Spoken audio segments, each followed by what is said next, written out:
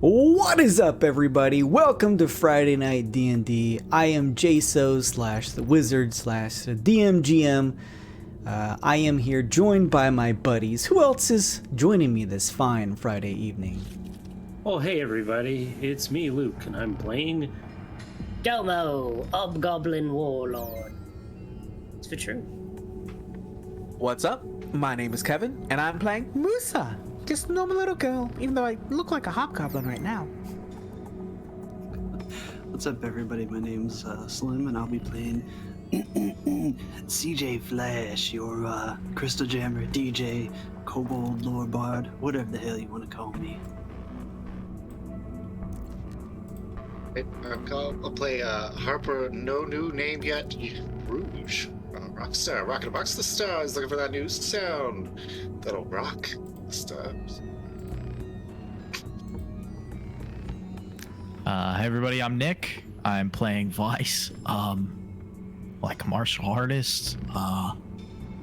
Like do movies and stuff.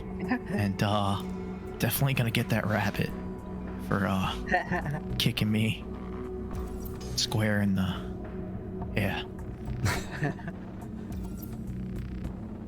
Hey everyone, I'm Maz, and I'm playing Tali, Kalistar Druid.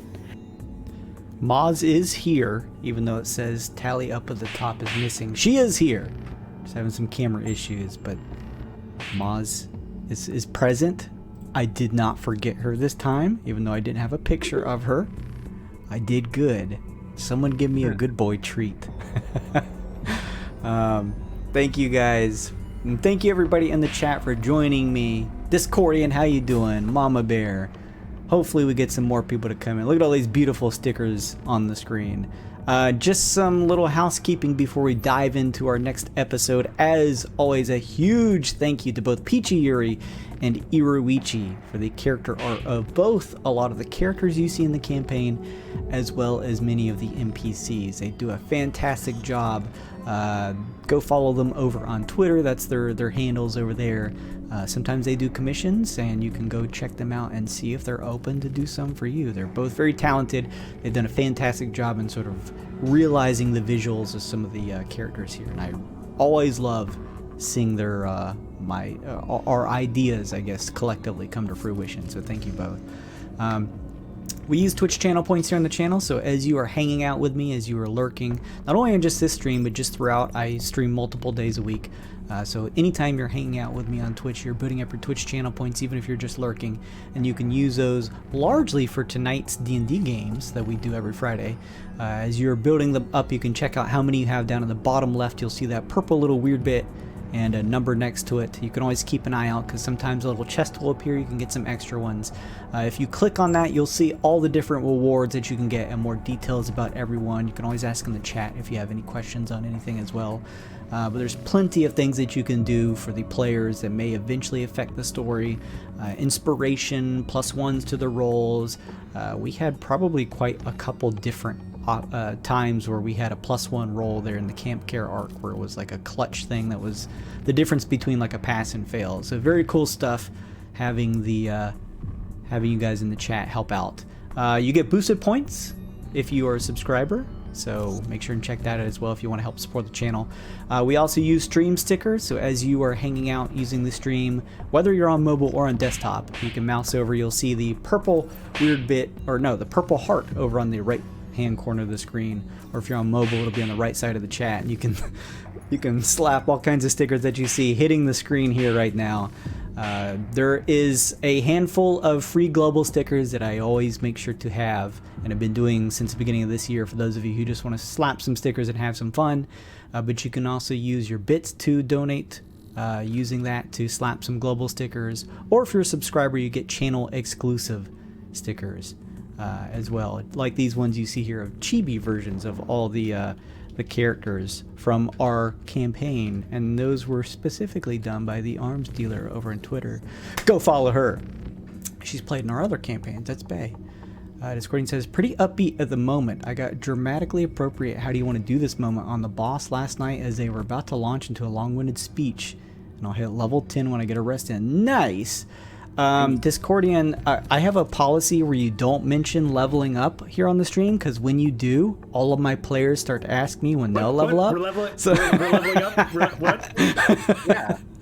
Oh god. Soon, I promise. Level up. Very level soon. 8 now. No, just kidding. That sounds very cool though. That's pretty awesome. That's great that you're kind of living in the moment and having a good time. That's great. The how do you want to do this thing is always pretty cool when you get that hit in.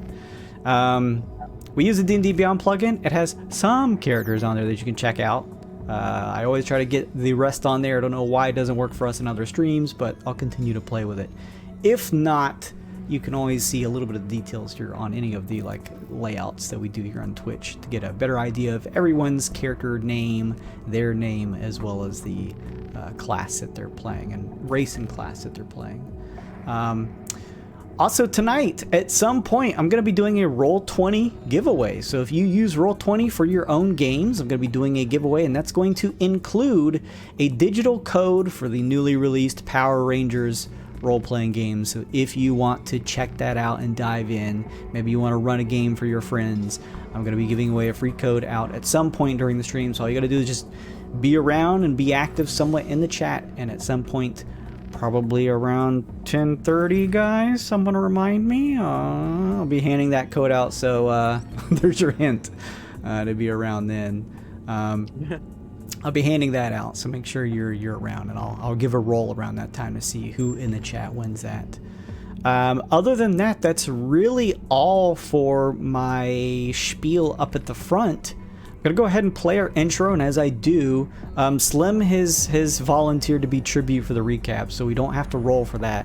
But as I roll our intro, I'm gonna hand out some inspiration to everybody. So let me go ahead and run that, and then we will be right back.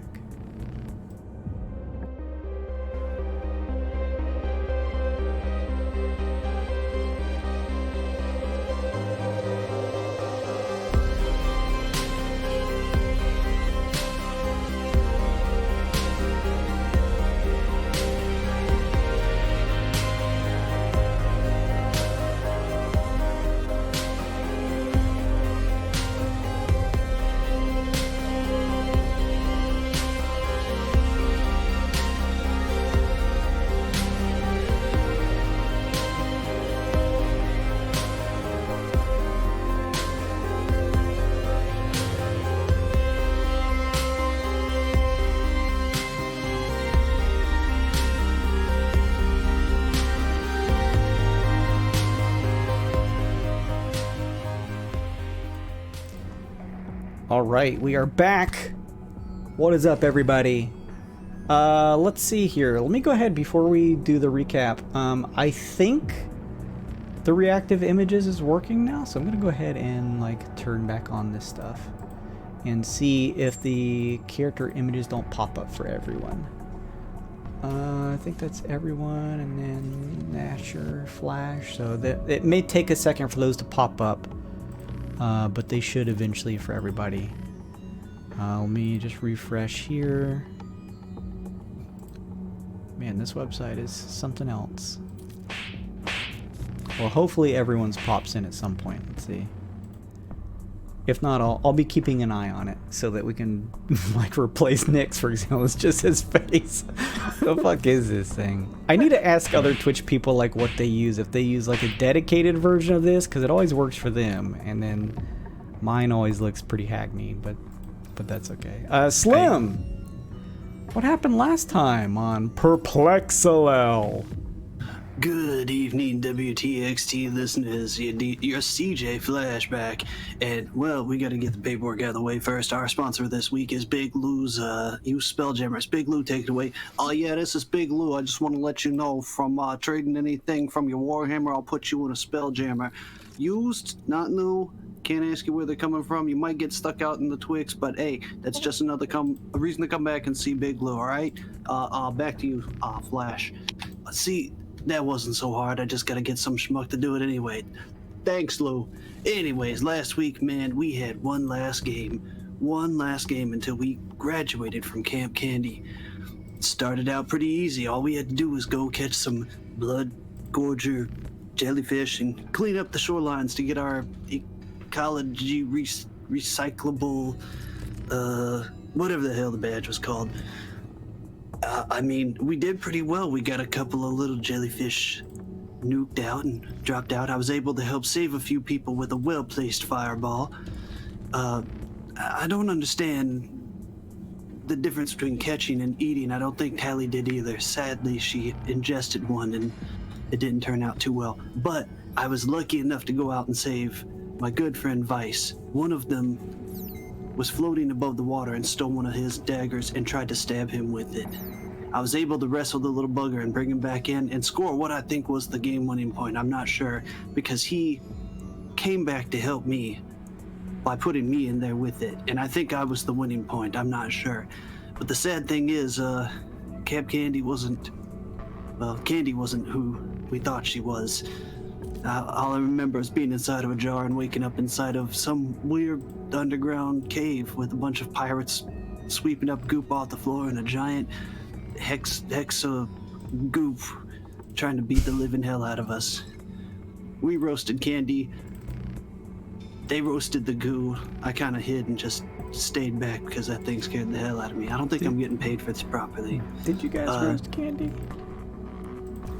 They well, Candee ass. Sorry, couldn't get away with that. And I think that was about it. We sucked up the goop and got the hell out of there. Also, I needed to contact all my clients about getting some of those little headlight frogs. Man, those things would work great on stage. Oh yeah. That was a excellent recap. Thank you so much, Flash/Nasher.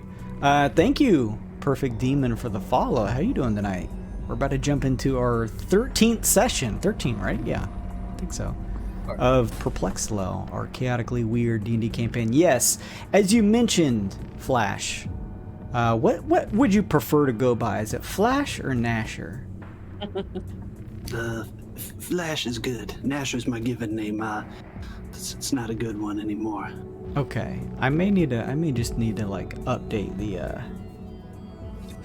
my layout then. But yes, a very succinct recap. You guys finished off the last camp trial at Camp Care and had the revelation from Candee, surprise, that she had some ill intentions for you all, attempting to make you forcibly have to clean a very disgusting, gross, large mass version of a hexamal variant, which you all were able to bring down as well. And after absorbing them into your suits, as you had been previously on your other excursions, this powered up your suits and triggered the transition from that collateral reality back to the one that Lexi is currently in, zero reality. As you each return, you find yourselves back here in the main R&D room with Lexi watching as each of you return. Some of you realize as you come back that you find yourselves kind of battered and bruised. Some of you still bleeding in certain spots. And Lexi looks you over and takes a second to come over and just sort of like run a hand over the Excel suits that some of you are wearing. And she says, "Another success." Yeah, we made it. Team Warcry! Team Hootdini. Oh yeah, we didn't end up going where you thought we was either. At least didn't seem like it. There was no snow where we ended up. But there was a big hexie there. Then I suppose that you did go where I intended. Just perhaps not in the means in which the data reflected here in this reality. Killer. But look, we're a more cohesive team now. We know the meaning of working together and compassion and some other things. And trying to kill each other too. It was good. Assertiveness, that was one of them other ones. Twixt got a lot of assertiveness. Seems as though you gained some valuable experience on this recent excursion then. It was fun. Ooh, it was something. Well, clearly some of you are in more of a effective means than others. She says, just studying each of you like Vice and Musa, who are like bleeding out of their eyeballs. They will be happy to allot enough time for everyone to get back to their most efficient, as you need. I'm gonna walk over and hand her the crystal that I just took bits and pieces of recordings of what we heard and saw. I appreciate that, Flash. I will make No sure problem. to run this and cross-sample it with the biodata I've gathered from your suits. There are some things that I would like to share with you all before you go to rest. Would you have the time for me to share them with you? Man, I hope it's a healing potion. Yes. No healing potions, but some R&R time in your individual rooms will bring you back to where you need to be.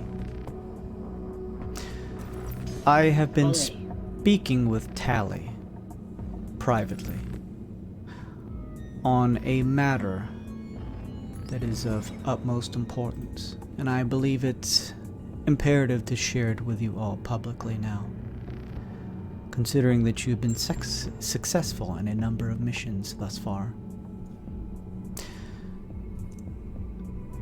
I have been purposefully sending your party on excursions to collateral realities where the hexamal variant is stronger each time. I realize, though, that each of your successes have been an important factor in continuing these experiments.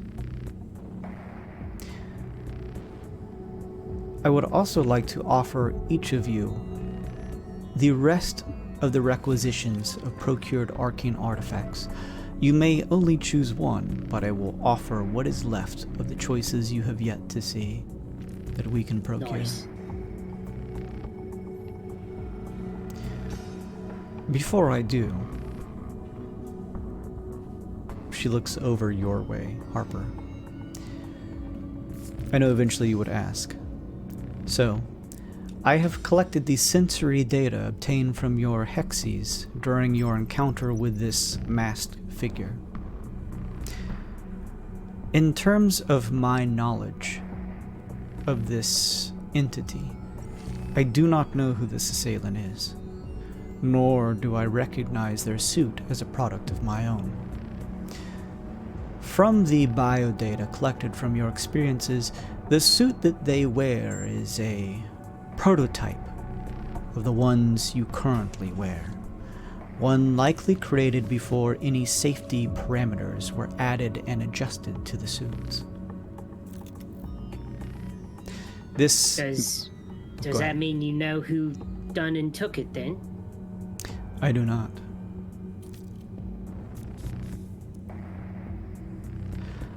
I do Well, know shit. that this makes the masked figure extremely dangerous, both to itself and anyone it attempts to interact with. To be clear, Domo, I do not know who this figure is.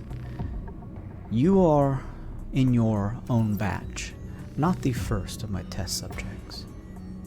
And to be clear, those test subjects that I have had before you all have met their end with the masked figure. Oh, so you knew they were out there? That is correct. Well, this figure ain't ever run into us before. I guarantee you. Who ran Please. this program before you then? No one ran this program before I did. But you said the suits predate you? You don't know anything about this suit that's walking around? I'm not sure predate would be the correct term. But it is not a suit that I myself have made. Are there other people here who have worked on suits? Not to my knowledge. Do you record who takes out suits? I do, Is there? but the only suits that are taken out are the ones such as you and the previous test subjects. Nothing leaves these rooms without my permission. As Well, then you you have- likely... Oh, go ahead. Go ahead. I was just gonna say, well, obviously they do, because this one did. Clearly. Or at least some information about the suits, and someone sort of maybe replicated it, but something has gotten out. You can't deny that.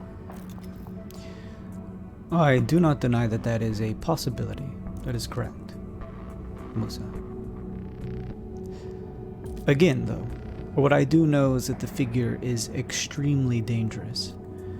I cannot understate my warning to each of you that should you ever come face to face with this masked figure again, the best course of action would be to retreat. Kind of been at a whim to not to retreating or not. Do we have some control that we can beam back to the starship? That's a good point. How can we retreat if we're stuck in a collateral reality? We have no recourse to get away. Possibly. I wouldn't have you leave the collateral reality without ending whatever hexamal variant may exist within. However, collateral reality is no different to the one that we stand in now. There are always opportunities for you to pull back from an engagement should you need to. Tactical withdrawal, guerrilla style. I get it. Correct.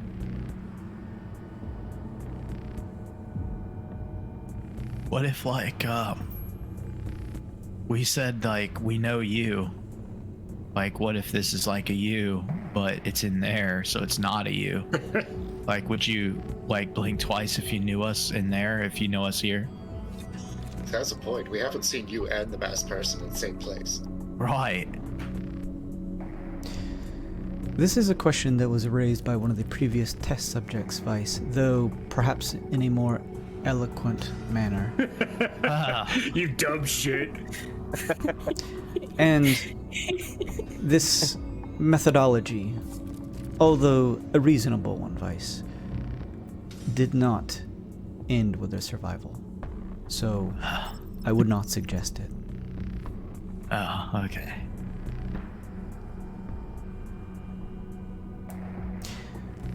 Well then, So, Go ahead. I got a question. Have you ever had any, I mean, we come back, but have you ever had anything that isn't a test subject come back? it is impossible for one who does not have a suit, beyond the scope that we used at the beginning of this experiment, for example, with Tally without a suit. Other than a, let's just say, permittance by a suit wearer, it is practically impossible for anything who does not possess one of your hexamal suits to return. Could it just be a different reality or whatever version of one of us or one of your suits coming back, you think? A strong possibility, yes.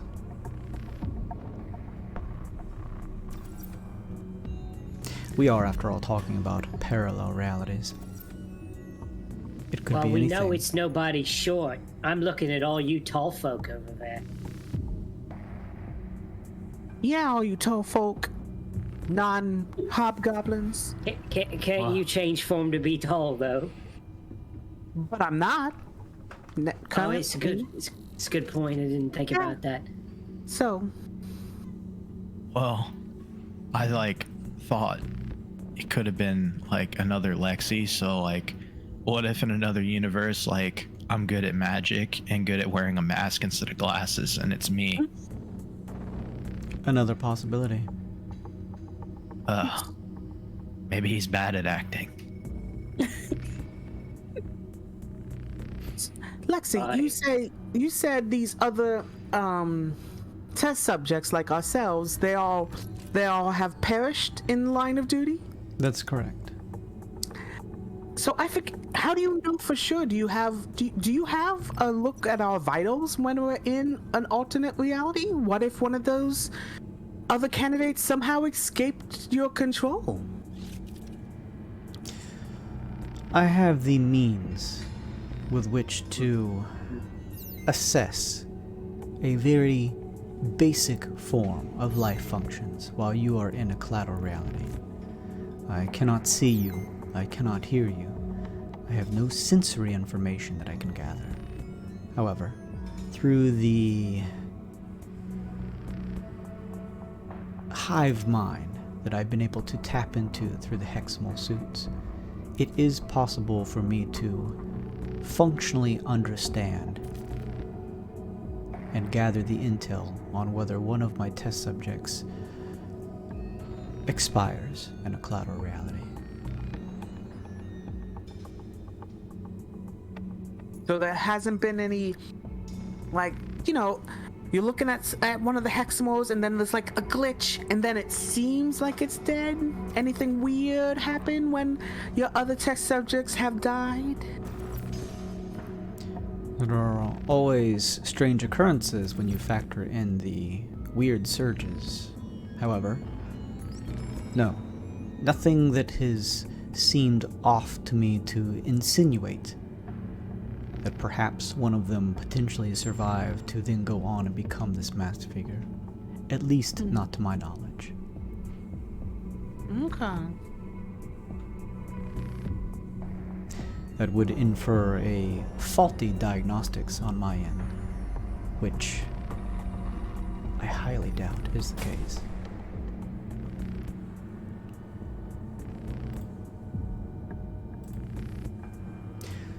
Hopefully this information is enough to supplant your inquiries, at least until you go on another mission.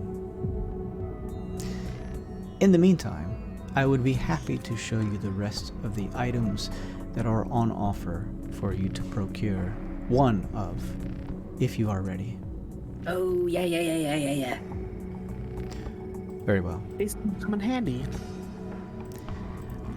She pulls over a floating glass panel, and tapping on it, you begin to see the rest of the items that are available to you. So, of course, under the party belongings, you already have a couple items that you could still choose from this time. You guys currently, you currently possess the Almanac of Common Wisdom. Let's see here. One of the next ones that appears on the screen are the crab gloves. Whoa. Become crab. I mean, I don't need. Crab people. You put them over your hands. It's an option. You can snip people. It makes grappling easier. And if you have already crab hands, you put them on and they become human hands. What a contingency!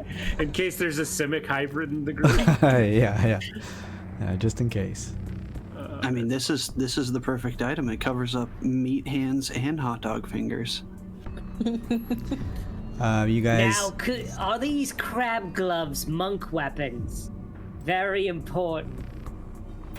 I don't think. Don't answer that. Okay. That statistically doesn't matter. Okay.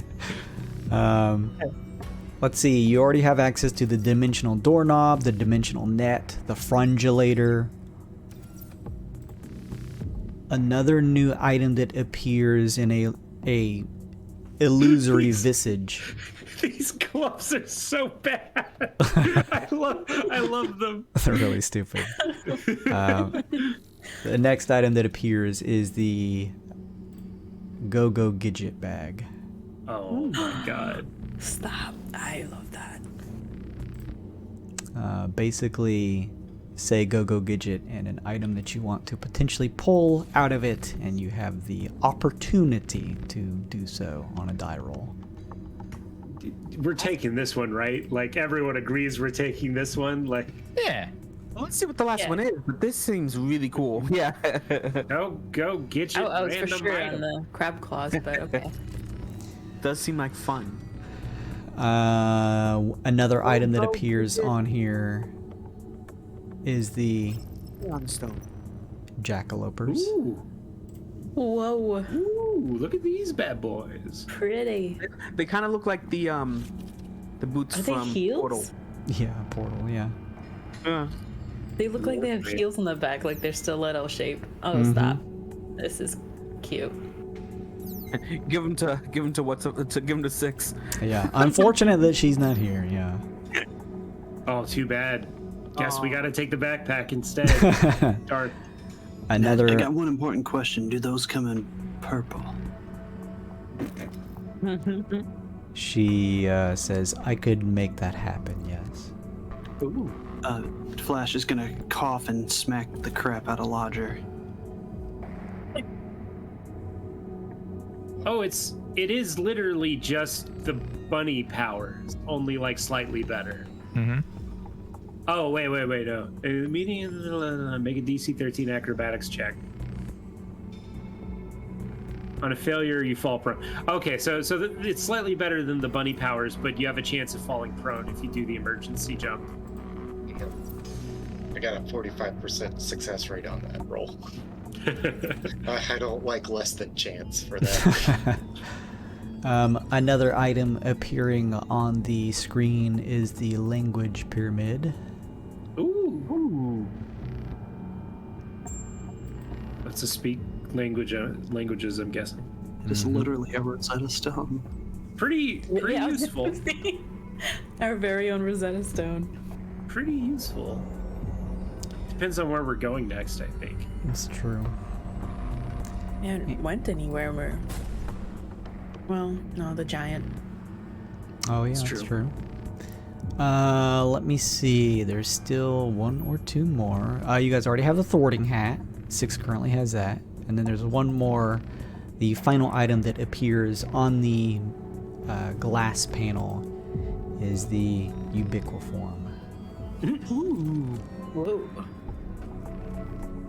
Basically goes over all of your other gear and not as helpful as maybe some transformation magic, but it can still help you out if you need to have a little bit of deceptive. Yeah, it's a disguise kit. Nothing wrong with that. That's pretty neat. So Lexi basically says, of course, you do not need to make the decision right now. Please take as many hours as you need, though I would limit it to 3 days max resting, after which we will continue the operations, during which time you are allowed to get together with your group and make your selection from your individual screens in your rooms in terms of what item you may want from this list, as well as any other items you would like to procure from the variety of shops that we have in-house. Killer. Once each of you have rested, I will bring you back together and we'll give you a briefing on your next excursion. In the meantime, go get yourselves some rest. Oh, thank you. And you guys see the rectangular frame cut into the wall, the white wall behind you, and shift to reveal the hallway where your rooms are as you guys walk in there. And now you find yourselves in the hallway. The door, as each of you pass through, begins to close behind you, and you each see the familiar white, largely featureless rooms, but with all the amenities inside for each of you to rest up, relax, and do any chitter chatter that you'd like to over of a series of up to 3 days should you need it, between healing up, spell slots, hit die, exhaustion, etc. Domo goes around giving everyone high fives. Wow, All right. good job. Bob's your uncle, everyone. We done did it. Everybody put your outsides back on your inside, and yeah. I don't think I have an uncle. It's a hobgoblin phrase. You should know that. Oh, of course. Been so long. Domo like visibly winks. My uncle's name is Grugash the Short. They called him that because he only lived about 6 years, but... Did they call him that before he died? I don't know. That's weird. My family's rather large.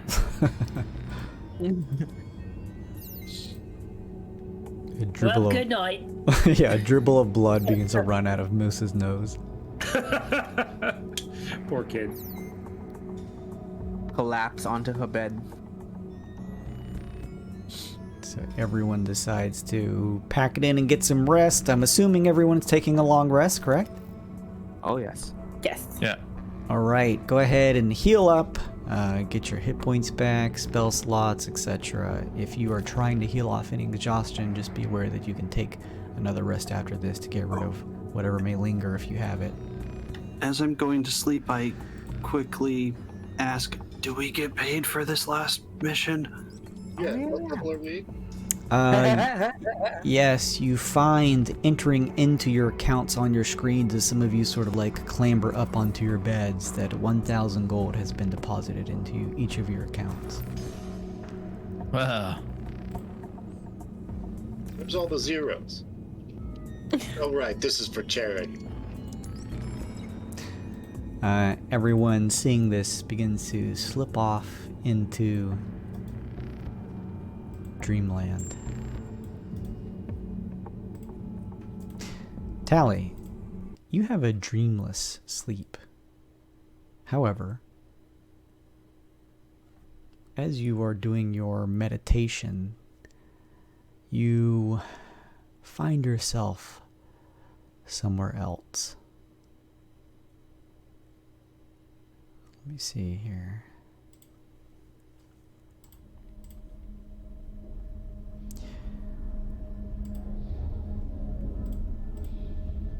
You remember, Tally, that this isn't anywhere that looks recognizable to the lab of Lexi or anything like that. As you peer around, you begin to get this same surreal sensation that you got last time you meditated and had this memory from the perspective of Ishara. Again, you feel as though you are having another memory from your Corey, although this Corey and this cloud of reality is different from your own.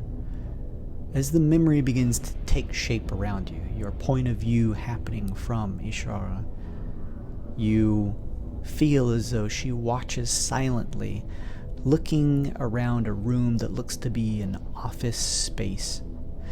Dark metal and goldish hues mixed together. The room's feature is hazy and non-distinct. You see a tall chair, turned away from a desk, peering at some type of illusory wall. It displays images of vibrant, colorful fields and rolling hills. A figure sits in the chair, a familiarity to his shifting face. It's the Clashdar you've seen in your previous memory. On the other side of the room, entering from a shifting wall, is a construct-like being that struts into the room, their body made of steel. They hold a paper folder in their metal hands as they step in. Where their head should be is a glass tube filled with a green mist that obscures any meaningful features beyond the silhouette of a head. Despite the construct's appearance, the voice that emanates from it sounds distinctly female and organic as they address the Clashdar, who has turned away, lost in the illusory mural.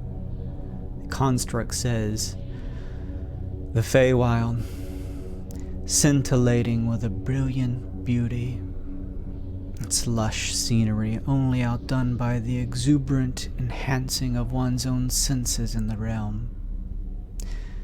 Trying to revisit old memories. I personally found the place garish, too damn bright for my tastes. As the construct figure says this, the Kalashtar, still turned away in his chair, flicks a small thin rod in his hand. The illusory image of the colorful world on the wall disappears, revealing now a glass wall that looks outside to what looks like wild space. Amidst wild space outside, you see a gargantuan shape floating lifelessly in front of the stars, a dark silhouette still like a painting amongst the pinpricks of light in the distance. The female construct says, "Reports are in," and you watch as she steps over to the Kalashtar at the desk and hands a folder with papers to them. You watch as the Kalashtar opens the folder and begins to slowly, page by page, look through the information there. Standing nearby, the female construct says, "The blood is dry. Energy signatures reading 0 across the board." You watch as the female construct looks out to the black shape through the glass. "A lost dream for a lost man," she utters. The subtle sound of sympathy strains underneath her words.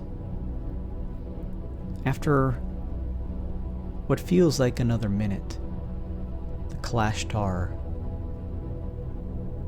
throws the folder across the room. Papers begin scattering and fly across the floor. You watch as the female construct, her facial features still undiscernible underneath the glass tube filled with a screen mist, begins to step over to the papers that have been thrown and pick them up one by one. She says, "Did you know my grandfather was a master connoisseur of wine? His tastes were the most sophisticated of the known sphere at the time. Other clans always found him a curious creature.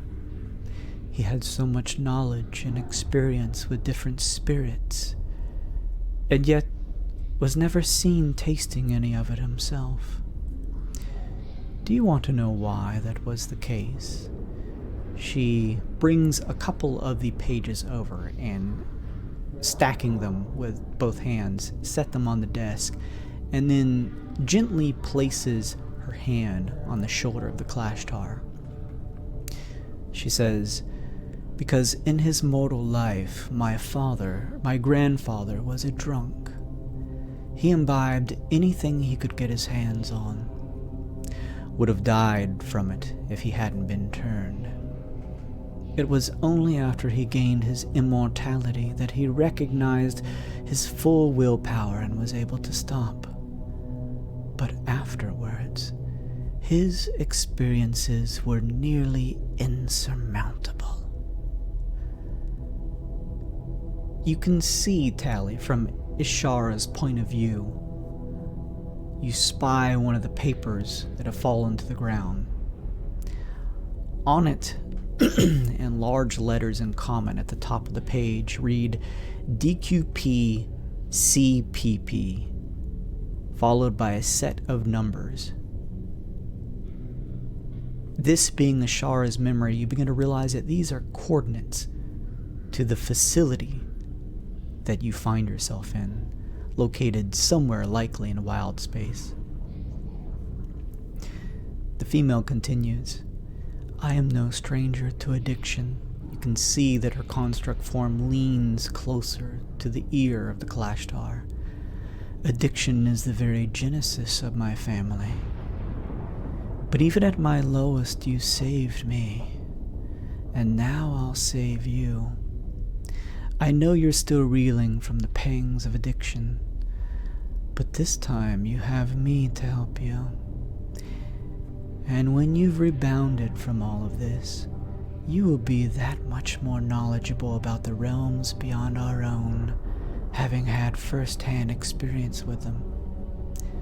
Take a look at this. And she runs a finger out to one of the pages the Kalashtar had thrown on his desk, pulling it over for him to see. He swivels his chair over to look at it. Survey constructs, she says. They picked up a particularly interesting energy signature. One not unlike what we were working towards from the beginning. One door closes, my dear, yet another opens. It may be far from us, but nothing a little bit of travel can't solve. A second chance for you to realize your dream, to manifest your desired reality. As the construct finishes, Tally, the two figures of the construct and the Kalashtar, looking over the paperwork, seem to freeze, as if frozen in time. Everything stands still in this office room, save for a faint, wispy, dreamlike distortion that covers everything you can see. You feel, Tally, a sensation around your body, and you watch now as stepping out of your form in front of you is Ishara, your Kori, her tall form stepping about 2 or so feet out and turning to meet your gaze. You watch as she stares at you contemplatively, her various arms pressed against her form quizzically. She then says, I can see you. You seem familiar. Who are you?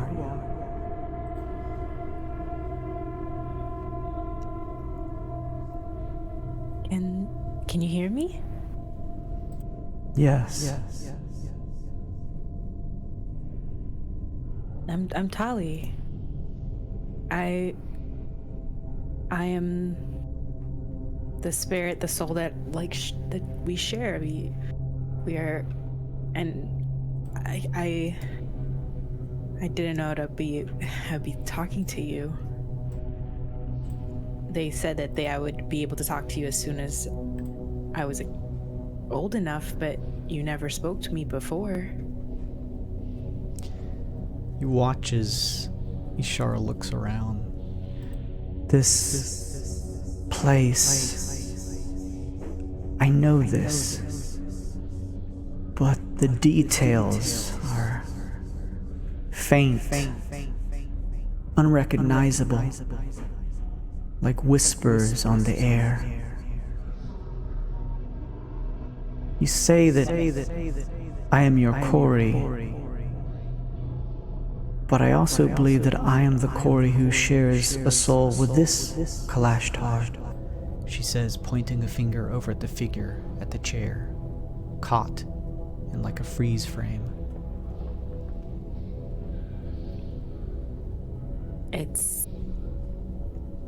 It's complicated.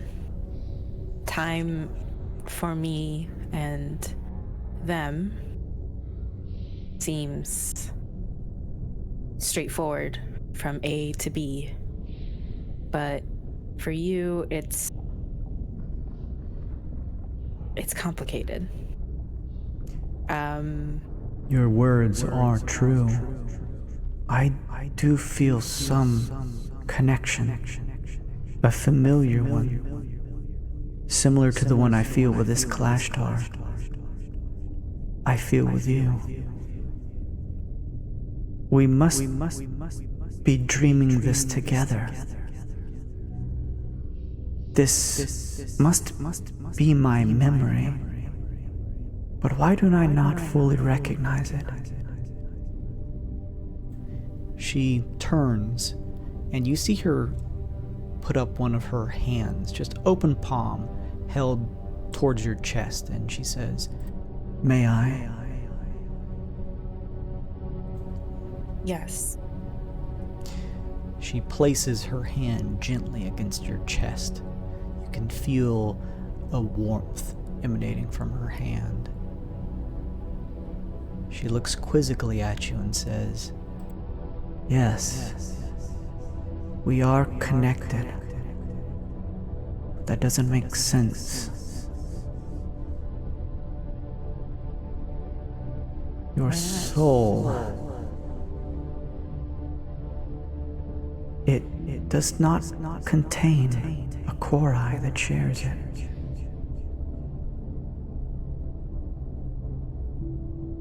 But how? You are Kalashtar, but whoever it was you were connected to, it's been severed. It feels empty, hollow. I don't know how. You are a Kalashtar.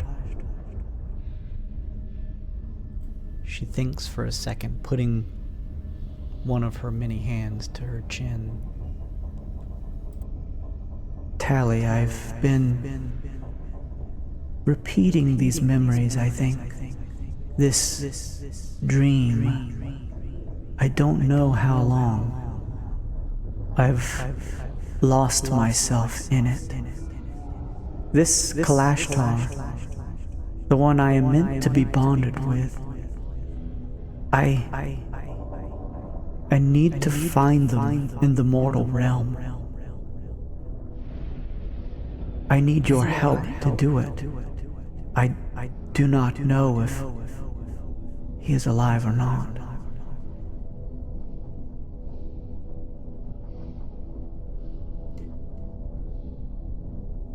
Perhaps I am not your original bonded Corey, but I would ask that you allow me to stay in here, she says, kind of placing a hand on your chest, and share my soul with yours until I find more answers. Would you permit this?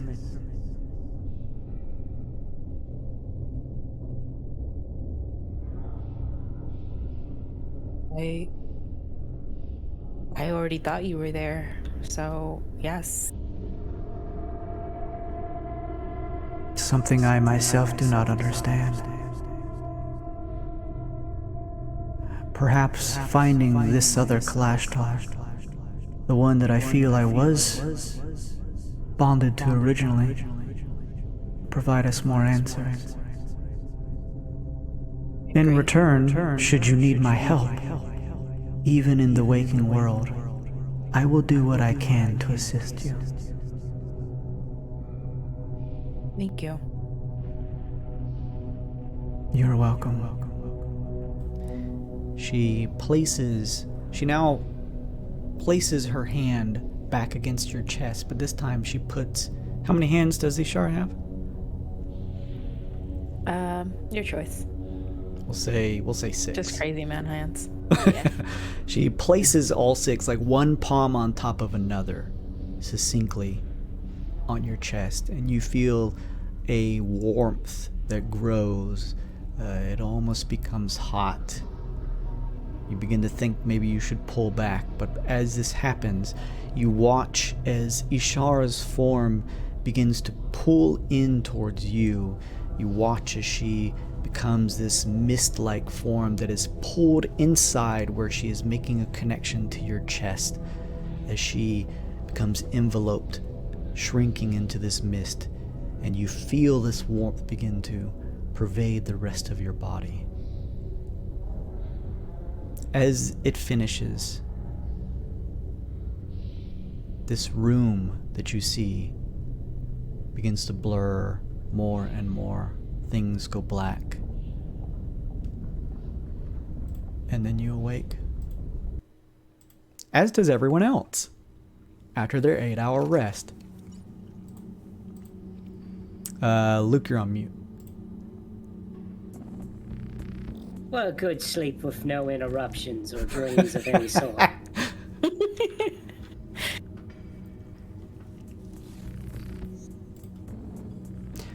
guys So- are having dreams. The ball is in your guys' court. You can buy some items. You can pick one of those final magic items so that you can take that with you on your next excursion. You can take this time to chat and catch up. It's whatever you would like to do. How about magic items? Like, are there magic items we can buy from the store? It's only what's in the list, right? That's correct. Roll for the armor. Yeah, you may find, depending on the merchant, that there are items that could have magical abilities to them. Oh, who Just a- would have bow and arrow shit? Let me see. Confer the quiver that's also a bag of holding. Are you looking for that item specifically? Yeah, just to see if it's on the list. What is it called? It's called the quiver of something. Hold on. Quiver of. It's not cooperating. Sorry. Efficient quiver? No. Although, what is that? It is. It's under a different name, but yeah, it used to have like a weird, funny proper name, but maybe it's like where they took the name off of Mordenkainen's Magnificent Mansion, and it's just Magnificent Mansion now. Anyway, yeah, that's the one.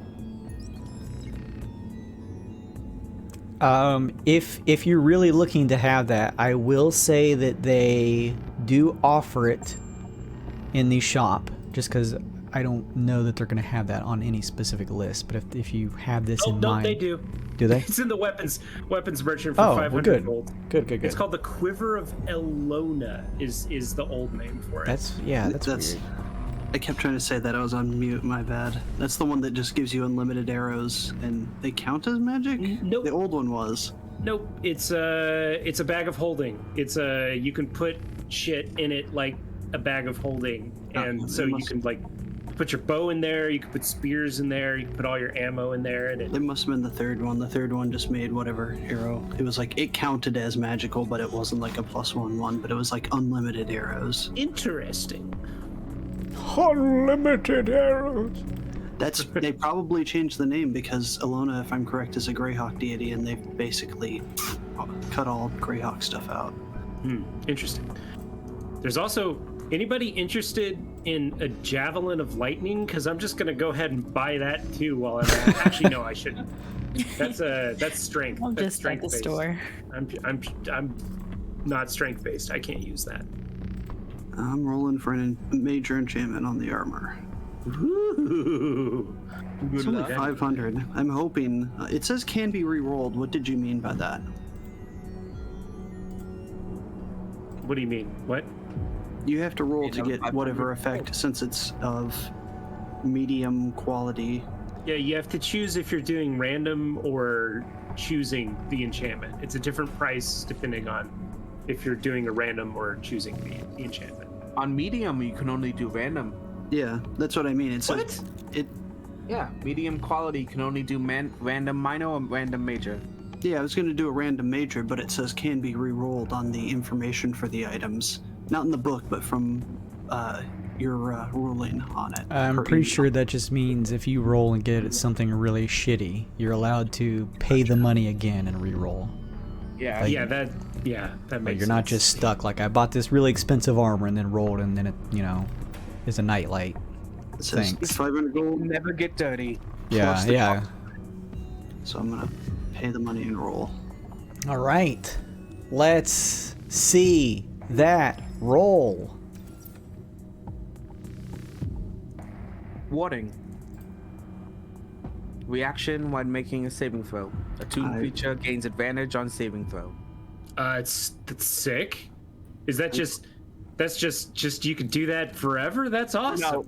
No. Recharges with a short or long rest. You have to use reaction to do it. So if you And fail it, you reaction, can use your reaction to. Even once per short rest, that's a really good enchantment. Not That's That's a bad. freaking fighter ability. What, like level 3, 4?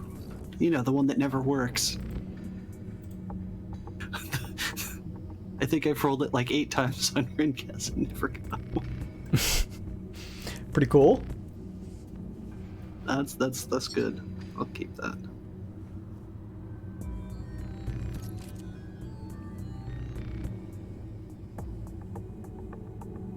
You guys have access to each other's rooms and stuff too, if anybody wants to chat with anybody. I'm gonna try and figure out however the hell the computer or whatever system works and send a message to anybody and say, look, I came here for one thing aside from being forced to come here, and it was to get an interview with a few of you, and I've had 0 time with any of you. So if anybody has like 2 minutes for a quick recording, just let me know. Just knock first. I'm naked. I'm trying to put on my new armor. Everyone else's rooms has a magic mouth appear near their glass panels and relays this message from Flash. Oh, good lord.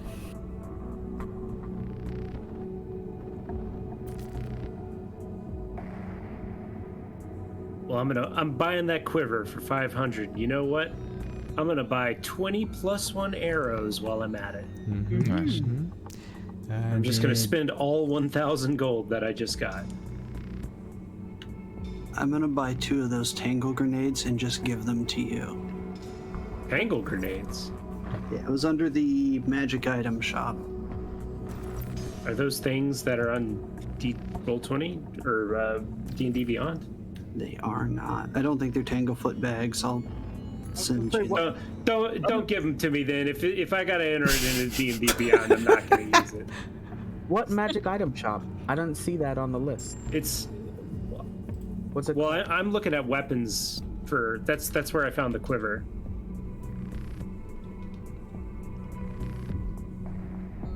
What shop are you talking about, Slim? Yeah. Pulling up. I think it was just magic shop is what it said. Yo, this is fucking. You add the efficient quiver, it gives you a new tab to put things in on your D&D Beyond character sheet. That's nice. awesome. Astral Traveler. That's what it was. Okay. Medium quality item. I think that's where it was. Either that or is the last one. Is he on the merchant list? Yes. Astral Travel, yeah. Okay. No, it was the very last one. Tangler Gotcha. grenades.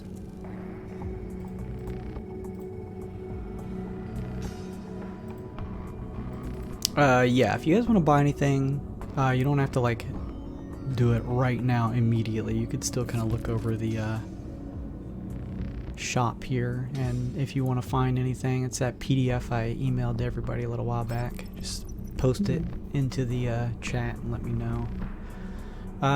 Did you guys have a choice in terms of the magic item you wanted to procure from the choices revealed to you earlier? My vote's on the I think we're gonna go with the backpack. gadget. Yeah, the backpack seems good. Backpack. Right.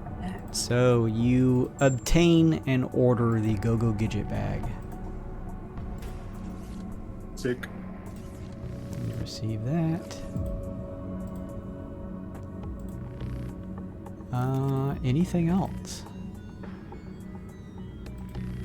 Was one full rest good for everybody? Did you need more? I could lay around for another day. Okay, so another 8 Call me hours. Spider, by the way. Spider. Yeah, I just need another day. All right, so another 8 hours is Harper/Spider. Rests off that last bit of exhaustion. Anybody want to play dragon chess? Ooh, if you teach me. You want to learn how to play dragon chess? I'll teach you how to play dragon chess. Ew. The horse moves in an L shape. That's the most important thing. Spider walks in, sees that it's a board game, turns around and leaves. I thought it was more interesting.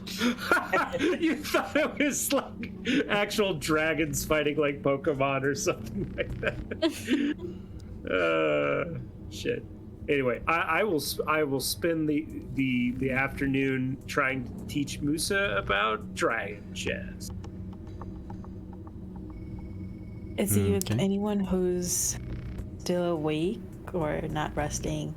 Tally would just retell what the dream was, just to bounce back ideas.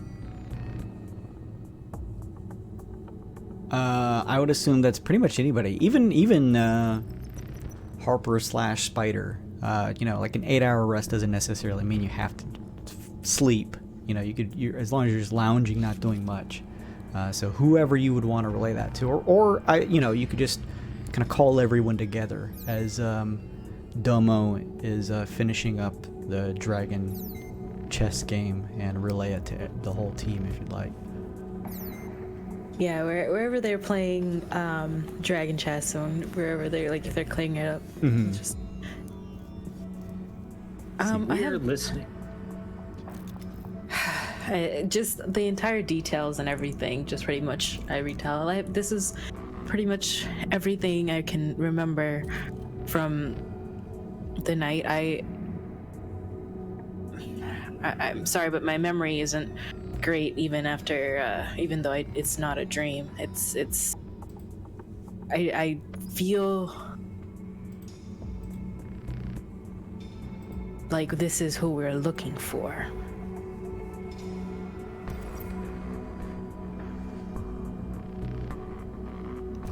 She says to the rest of the group. So, Well, who is this? Like, what do they mean to you? I'm sorry. Well, the sad truth is, you might not know a lot about Kalish stars, but we are raised to be host or share the same spirit or soul with this quarry spirit. And I learned last night in one of their memories that they actually aren't part of me. They're part of this Kalistar druid that I fear that is actually who we're looking for. And I feel like this is the person in the hooded, that my theory is that there's the hooded masked person. Oh. that's a pretty good theory. I mean, it's the only theory we have so far. You saying that this guy that which attacked us has your soul all bound up or something like that? From what I think is happening, or my theory is, because we're jumping into other realities, this is a previous ancestor has Ishara as their soul, or I mean their soul bond, but hasn't moved on to me or the next child, and somehow we're kind of meeting. That's kind of my theory, but to be honest, I don't have a lot to. It's more based on a lot of just speculating. Talk about an asshole relative. He tried to kill us, or she. Oh, right. Like I don't know if they were even aware of who I would be. It doesn't make any sense, because when you're raised in the commune, your fathers and your mothers take care of you until your spirit talks to you, and pretty much is passed down from mothers to daughters and mothers to daughters, and then fathers to sons and fathers to sons. So it's like, I'm confused, truthfully very confused on what's happening. But it kind of makes sense if Ishara wants to find someone, that it would be someone out either that we've met so far, because I'm getting more and more dreams with her, so it kind of makes sense that it would be someone we either met someone so far or possibly yet to meet. I'm just hypothesizing that it might be the masked person. Huh. Well, it's the only thing we got to go off of. It's not much, but it's a start.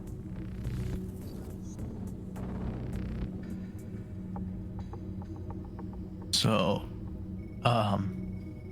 did it like react to you when we saw it last time, or did you feel anything like when you saw it? No, but I feel like because at that time I didn't have Ishara, probably they didn't recognize anything. At the end of that memory, Ishara asked if they could join me. So I feel like if we were to meet this figure again, maybe she will speak up.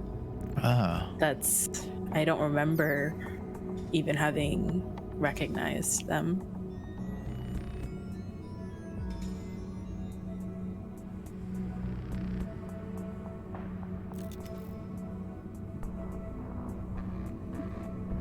So,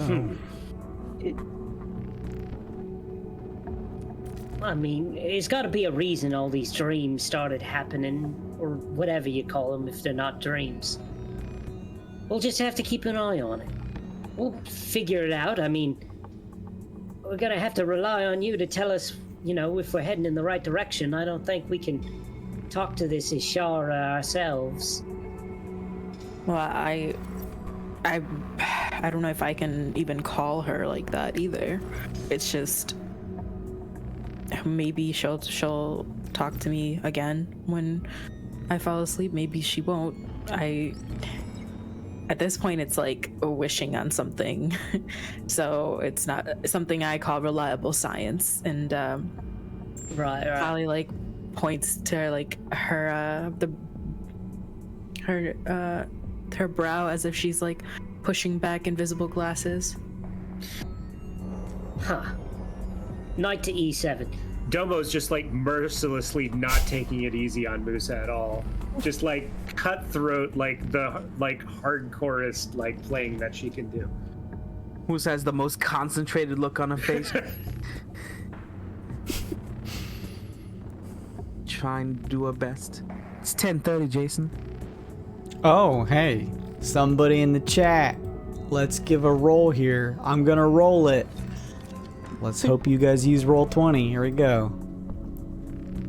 Hang on just a second. Let me refresh this page and let me roll it. Okay, it's saying there are no eligible users. Hang on. Maybe I need to do this. Let's do that. Hang on. Why is this not connected? Alright, I'm just gonna see who's in the chat. We'll do it this other way.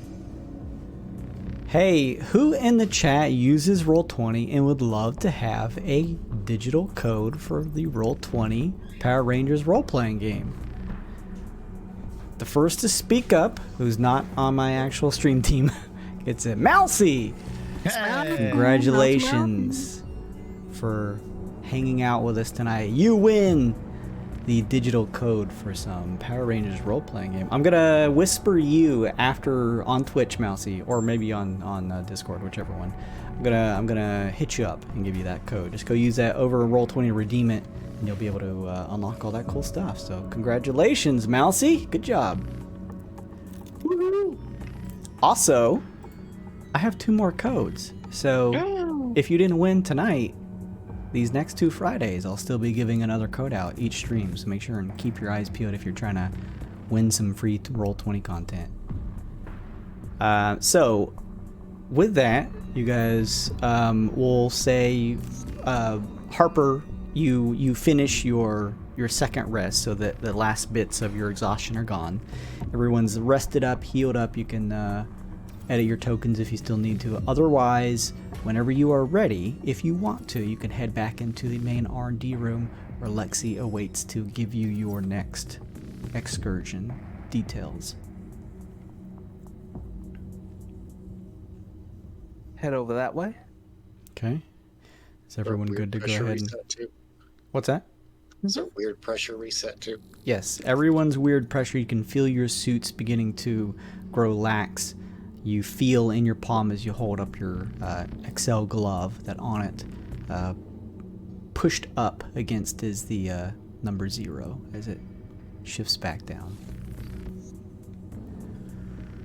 Each of you go ahead and collect yourselves after some rest about 20 or so hours long and find yourselves re-entering Lexi's R&D room.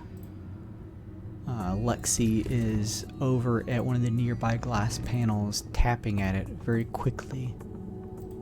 She flicks her eyes over to see you entering and flicks it back, continuing to tap. The door behind where your rooms were begin to close. Each of you would have been brought those items you bought from the merchants by the different meta golems that are in the area here. So you guys have those things on you, your quiver, Domo, and the other items. The go-go gadget. Who takes the go-go gadget backpack? Not it. I'll take it. All right. Take it. Musa slaps it on her back. Swings it on. Yeah. Random gadgets for random magic. Looking back and forth, Lexi says, there were elements of this experiment that were confidential, restricted from your ears, but now it is time to waylay those restrictions. We have been talking now for some time about zero reality, the prime reality, if you will, all others being a collateral version. I find it important to admit to each of you that none of you are from zero reality. I had each of you put under a magical sleep in your respective realities before merging you with your hexy suits, which afterwards were programmed to bring you here to this lab. This particular lab that we are in, deep underground on the planet Neogokyo, in the plane of the Twixt, is not zero reality. It is just another collateral reality. So, you're telling me you implanted all these memories and stuff in my head I don't know Lodger? Pardon me, Spider? Oh, I'm sure that you may have known a version of him, but not this version. Wait a sec. Is these suits the hexy that was from each one of our realities? No, actually. They were from this respective reality. Does that mean... Can we go back to where we was from? Perhaps when the testing is done, it would be a possibility to find a reality close to the ones you call home. What? But it's not the same. You can't just do that to people. It's not right. What? Did you fully read your contract? Subsection 52C, paragraph A91. If I would have read my contract, do you think I would be here? I didn't read shit. I just got money and a promotion. The Bastion didn't let me read the terms of the contract, actually. That's not even fair. I don't even think Vice can read. Sorry, buddy. What? So, what if... Wow. There is a good reason for all of this. As I mentioned previously before your arrest, I have been having private conversations with Tally.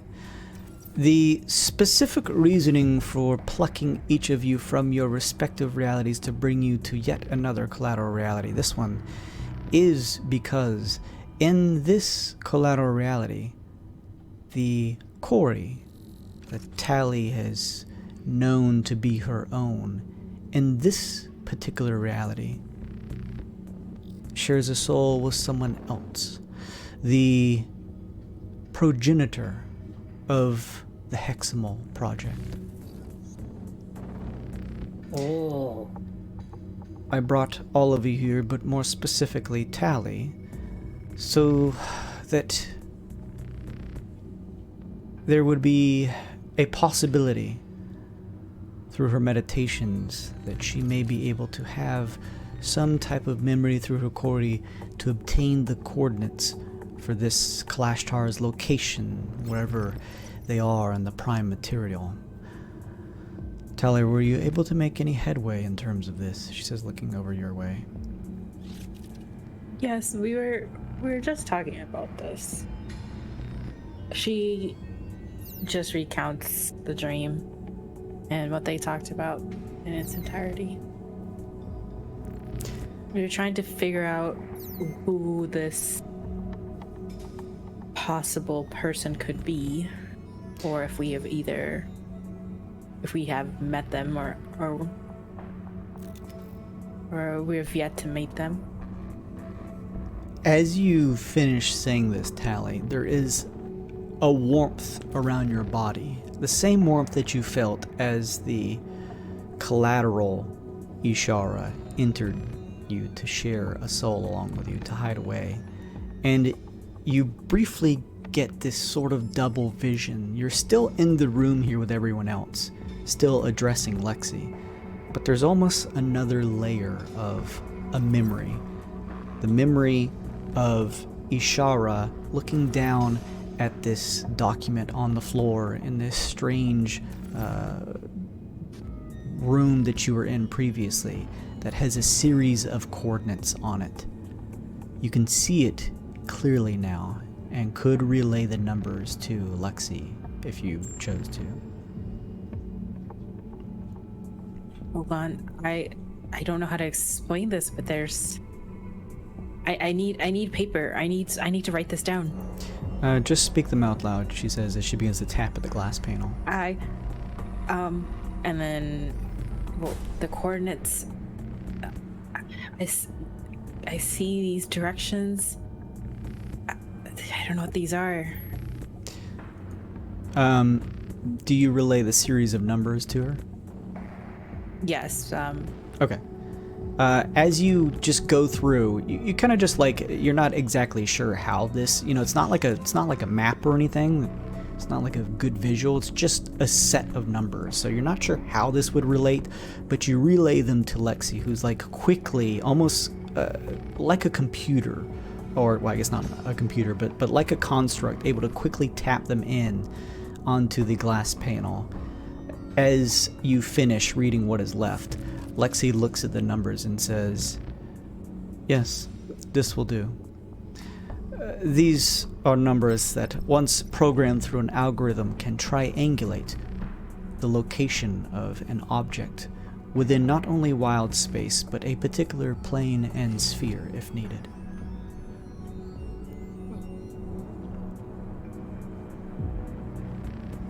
This is a lot to take in.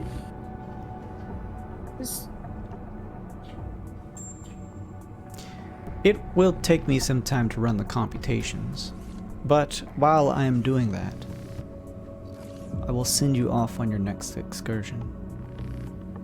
I got one question. Yes. If you took us from our, I don't know, different realities or worlds or whatever, does that mean we can't go back? Are our worlds completely gone?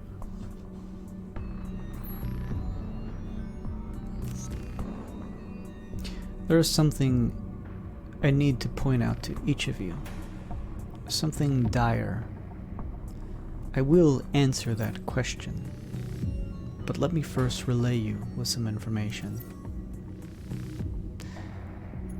The original hexamal specimen was found on a Spelljammer research vessel owned by the Modron, only a few days' travel out from Neogokyo. The Modron were somehow able to obtain the creature while investigating a sphere outside of the Twixt plane before heading into the Twixt. Neogokyo continued to monitor the vessel, noting that any contact with it was never returned back. Eventually, the Macers commissioned a mercenary group of Gift to investigate the craft and retrieve whatever scientific valuables they could find should the ship no longer be operational. One of those cargo pieces was a container for the hexamal specimen. I was able to ascertain its origins through the computational numeromancy in the lab, but not the exact location. I have brought you in, each of you handpicked specifically for this, as it is paramount that we uncover this location. It may be the only key we have to stopping hexamal. This brings me to your question, Flash. It is imperative that you understand this. Collateral realities. The terminology is twofold. It is collateral to whatever realities may exist adjacent to it. However, they are also collateral in the sense that meaningful interactions are unnecessary.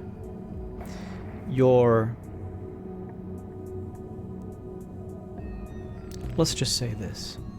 Travel back is not possible. But I was gonna go see me mom and dad. You know, now I can't do that no more. But does this mean I wasn't created here? Do I have a family? Each of you are bringing up specific points, but I must admit that none of your cases could potentially be changed. It is the case, Domo, that when this is done, you could return to your mother and father. It is also the case, Musa, that although you were created by the genius in a collateral reality, the same is true in this current collateral reality.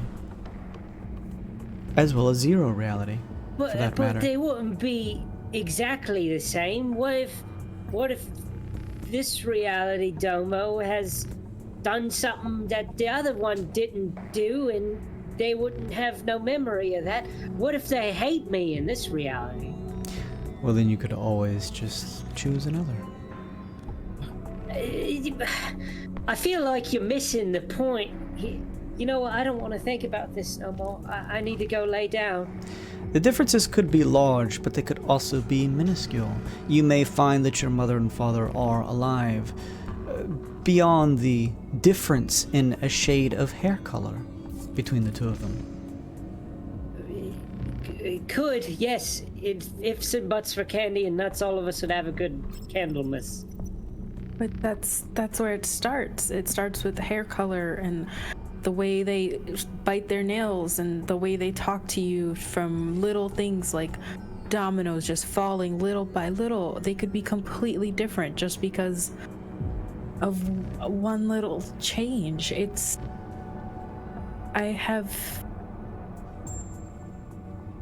I've always wanted to go back at least once. And each of you will have the opportunity to do so. Just with some slight changes. This is bollocks. Lexi, let's get this over with. What's our next thing? I understand your frustrations, but please understand. If you were to put aside your emotions, you would understand that this is one of the most imperative experiments of our time. It is of utmost imperative nature that you find each of the hexamal variants and hunt them down. Making the mother of all omelets, Jack. Right over every egg. So, like, what if we go to reality and it's the reality we're from and we beat the hexamal in it? Do we, like, undo ourselves or do we come back? Stopping a hexamal variant in a reality similar to your own will not negate your existence, Vice. Oh, okay, cool. I didn't want to undo all my good work. Your movies, literature, etc. may still be around in whatever form it currently exists in. Perhaps it would be better. Ah. Look, I got a good solid 9 listeners, and I don't think I'm gonna get more than that, so... Too real. Good night, everybody. They're his flash mob. Oh, that's good. That's good. That's really good. Fuck. Flash starts taking notes. Alright, maybe I could get 10. You can have that one for free, Flash. Oh, would you be 11? Look at this.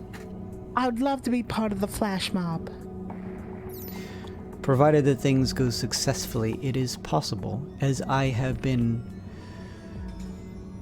making sure to run the computational needs to send you to specified collateral realities, that I could send you somewhere when the project has ended to something very similar to what you knew before, albeit even better. Those 9 listeners, Flash, could be 9,000. Don't get my hopes up here. Maybe you could send me one where I didn't get caught stealing all that stuff and had to come here. It is possible that I could send you to a reality, Domo, where you were one of the capstone figures of the Pioneer Patrollers. I would have been. I would have been if they didn't get so uppity about people borrowing the things. Exactly. In a collateral reality, this is meaningless. All right, I'm listening, but I'm not happy about this. Let's get going with the briefing. I want to know what we're fighting next. I'll be sending you next on an excursion to a location on the planet Ebe, known as Rourke. Data retrieved by the Maesters in Zero Reality shows that Rourke is a small settlement with a makeup consisting largely of farmers and ranchers. I see no other issues from the data gathered other than that the normal parameters of the data collected suggests that there is some trouble with the settlement from a nearby owl bear den that occasionally tends to cause issues from the traders who run the routes to and fro the settlement of Rourke.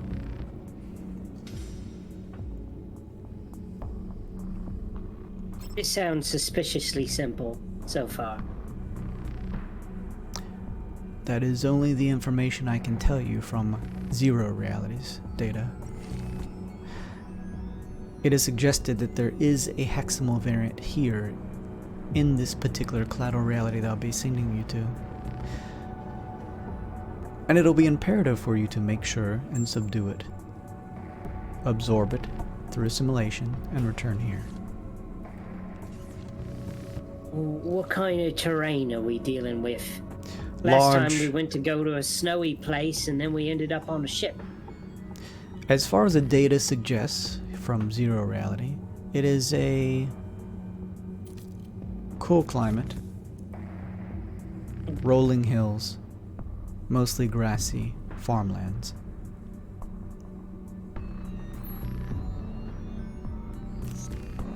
Gotcha. Lava, constructs, and ninjas. Yep. Yeah, right. Alright, well, it sounds like we're gonna need to gather a little bit of information. I'm not quite sure what this place's gimmick is yet. It sounds pretty normal. From the bio data I've gathered so far, it seems as though each of the collateral realities you ventured to have had some significant difference in certain areas. So, as always, just be aware of any potential changes. Again, this is only the information I can give you based off of Zero Reality. I do not know the exact specifics of the changes in this collateral reality. Whenever you are ready, I will have you step onto the platform and I will send you that way. Find the hexamal variant, subdue it, assimilate, and then return. There is Fine. more to explain, but I think it best to deliver in digestible pieces for you non-genius. We'll talk more later.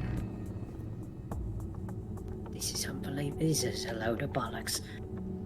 Alright, let's fall in, everyone. Alright, I guess. Let's go. Everyone steps up on the platform. Yeah. Yeah. Everyone steps up onto the platform as you watch Lexi tap at the screen a number of times. Your visions begin to shift.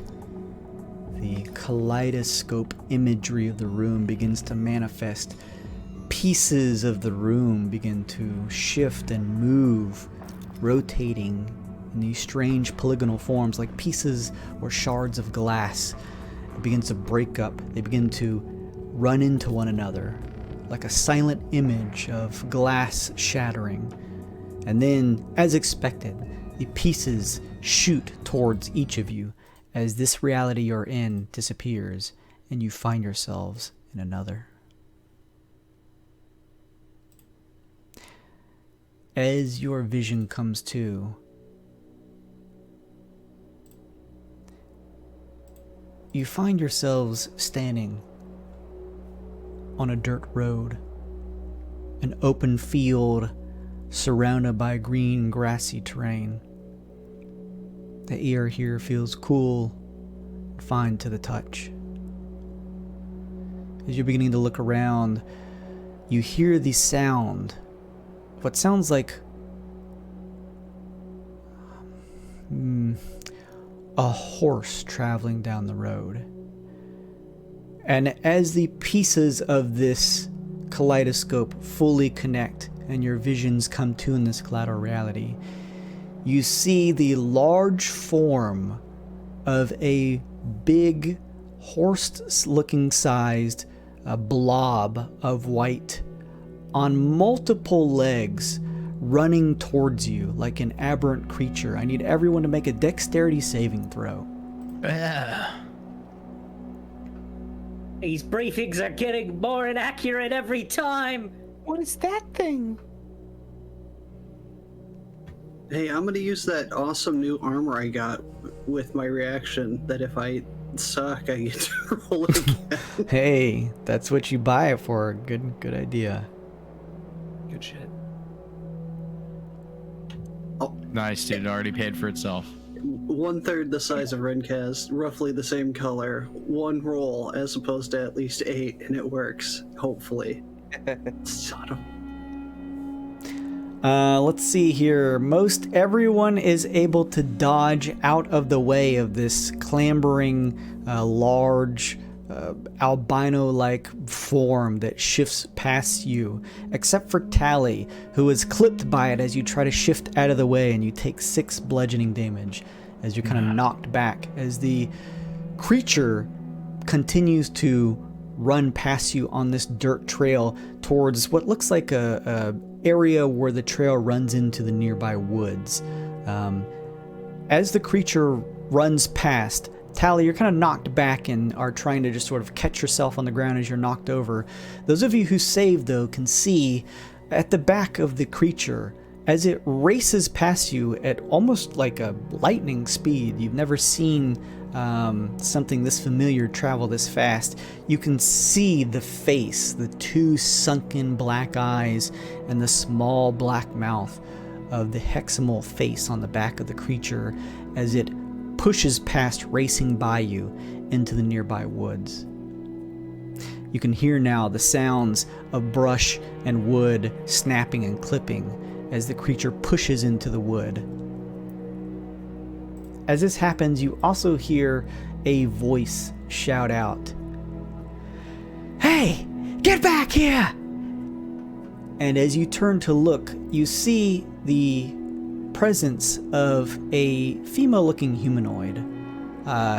She is covered in a silvery fur, and has facial features like a human, but also a mixture of maybe some type of lupine-like form. Her nose is more of kind of pushed in and almost like a wolf-like appearance. She has fangs.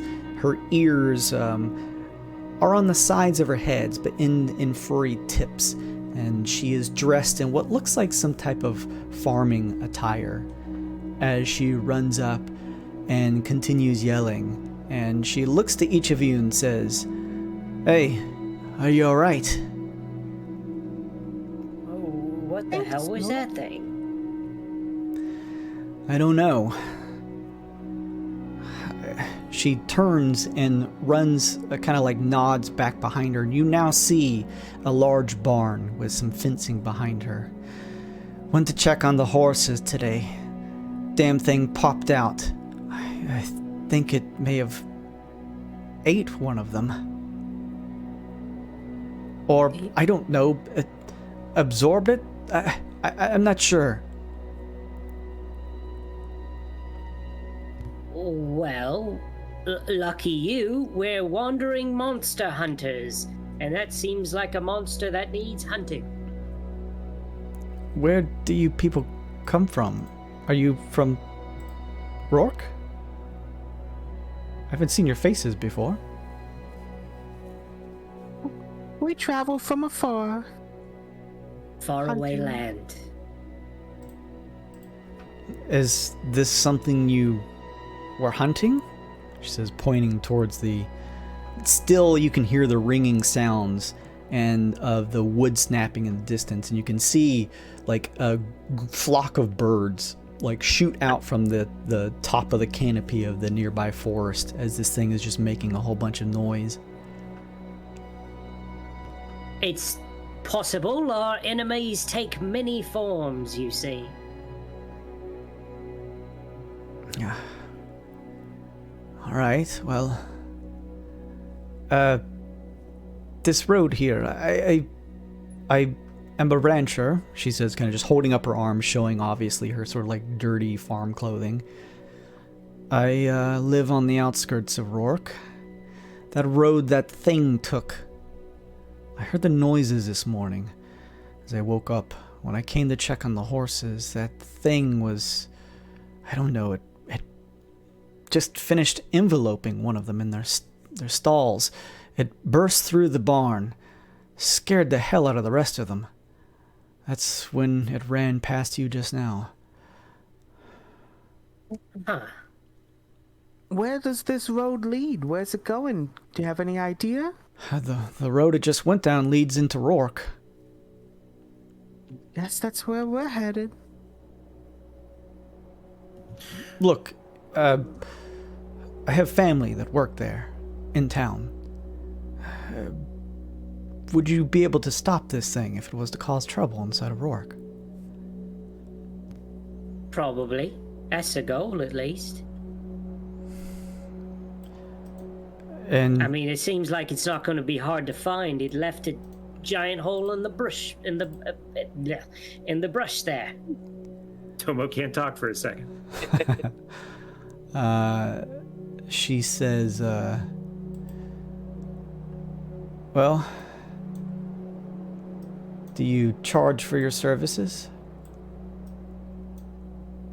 We have a benefactor already. Okay, good. Paid by your local township then, I suppose. You could say that. You could say that. Right. But if you happen to have, some fresh meat or veggies or milk or cheese or, farmer stuff, we'd happily take that off your hands as part of a contracting fee, let's say. Look, if that's all you're looking for, sure. But before we make that transaction, I think we should probably try and find this thing before it causes a mess in Rourke. She pulls off one of her kind of thick leather gloves and reaches out and says, "The name's Sheol." Going to shake each of your hands. I do so. What did we call ourselves again? Team Warcry. The Unlucky Five. No. The unlucky That's the 7. Unlucky 7. Unlucky 7. Yeah. I mean, I feel like if we just saw the hexy, we may as well go right after the hexy, right? Yeah. Like Yeah. we could double time it into the, big hole that it bored. I'm guessing into the woods on the side of the road when it ran around. Here on this new map, the thing traveled up north, up the road past you all. You can now see the setting sun beginning to slowly crest behind the nearby forest trees and the barn out to the left. Shield finishes shaking each of your hands and says, you all look unique. You must come from a strange place. You wouldn't believe. The strangest. But Well- we're good at what we do. Just watch. Things are mostly normal around here. Look, I want to help you with this. If you wouldn't mind maybe lending a hand to try and calm down the horses in the barn, I'll allow you all to hitch up on one of them yourselves so that we can chase after this thing. Oh, nice. Would you happen to help me? Do you have any way to help my arm in a way so I can ride the horse? I'm afraid I'm a little beat up. Oh. Maybe it could be Shield steps over hard and to says, ride this. What's wrong with your arm? Just, how we happened to come here. It was kind of rough. I was a bit hurt. I Is saw. there something wrong with Tali's arm? I mean, it was just the 6 damage, Well, right? but I just was trying to see if there was something I missed. She sees like the bruise on your arm and says, look, I understand. I saw what happened. That thing is, whatever it is nasty. Here, you can ride with me. We can double up on the horses if need be. Nice. thank you. Of course, she says. I appreciate you hunters coming along. I don't know what that is. You trained in hunting these things. We've hunted one or two. Right. We've hunted many things. Is training, yes. It's strange. It's the strangest creature I've ever seen. I don't see many weird things like that. I just tend to the livestock here and the horses. Alright, well, if you wouldn't mind coming with me, we'll head over to the barn and see if we can provide a little bit of soothing calmness to the horses before we hitch. They were pretty spooked by that thing. She heads over to the barn area. Boop, boop. Moving the character. Psst, guys. We're all going in? All right. Sheol steps up and kind of opens the barn doors. As she does, you can see that the insides of the barn here That's a cool map. Yeah, this is a nice map. The insides of the barns, it's like dark in here, particularly dark. There's not much lighting at all, and it is like littered with spider webs everywhere. Just like to the brim, like the place has almost never been used before. Come on inside, Sheol says. Before we go inside, I want to put just some spell components and stuff. Just a little bit of it wrapped up in some paper, and I want to put just a little bit of it in some debris out in the middle of the road, just in case that thing comes running through again. I want to see if there's anything heavy that tramples down through that path. Okay, sure. You do that and kind of catch up with the others.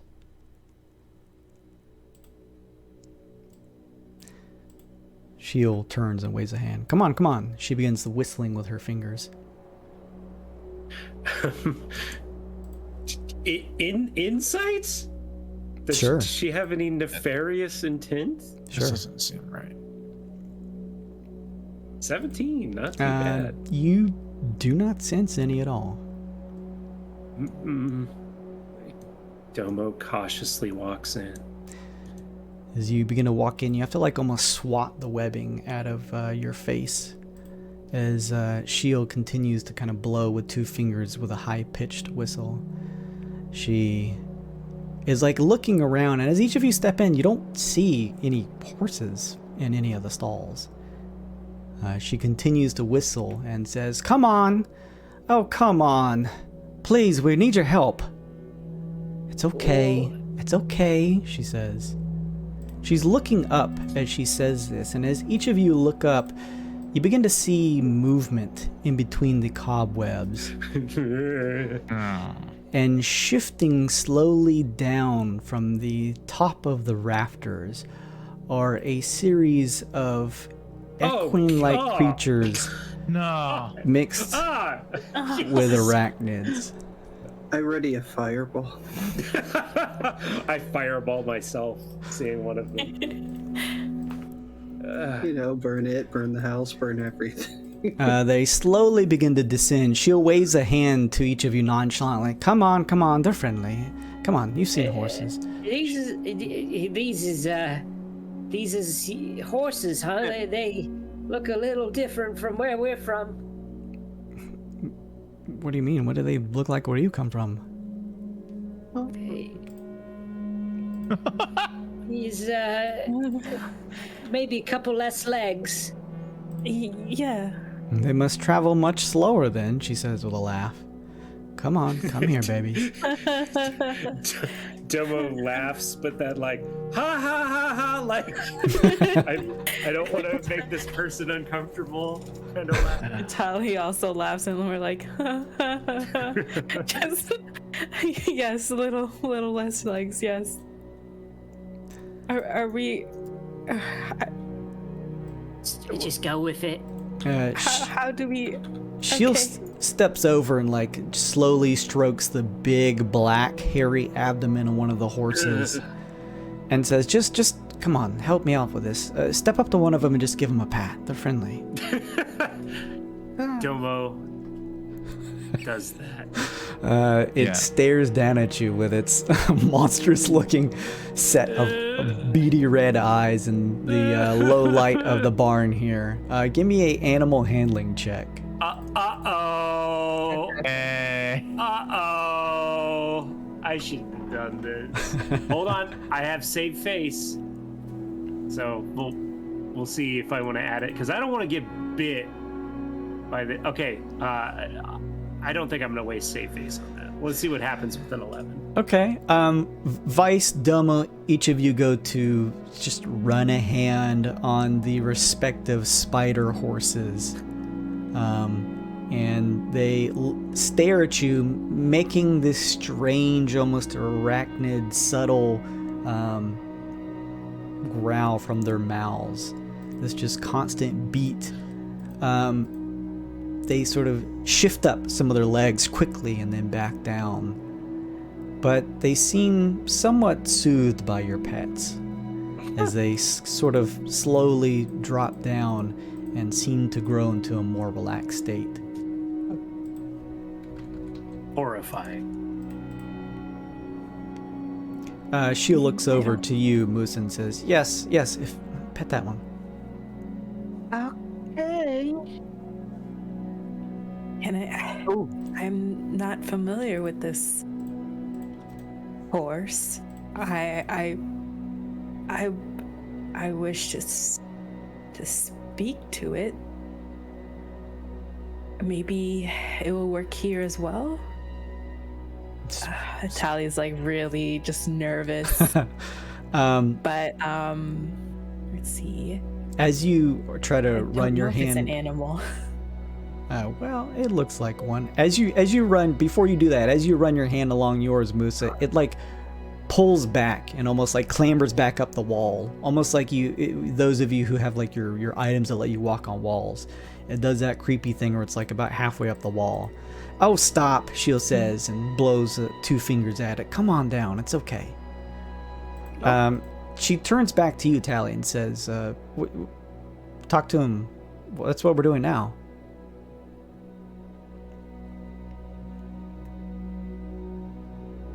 Hey guys, I'm a horse.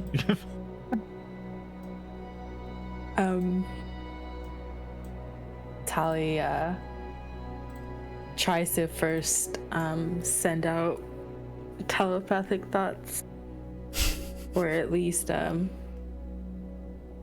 what's it called? Speak with animals. Is that what it is? There's a spell for that. Yeah. Yes, speak with animals. You cast these spells, speak with animals, Tali. What would you like to do now that that is activated? Hello. Do you want to move your token in the barn?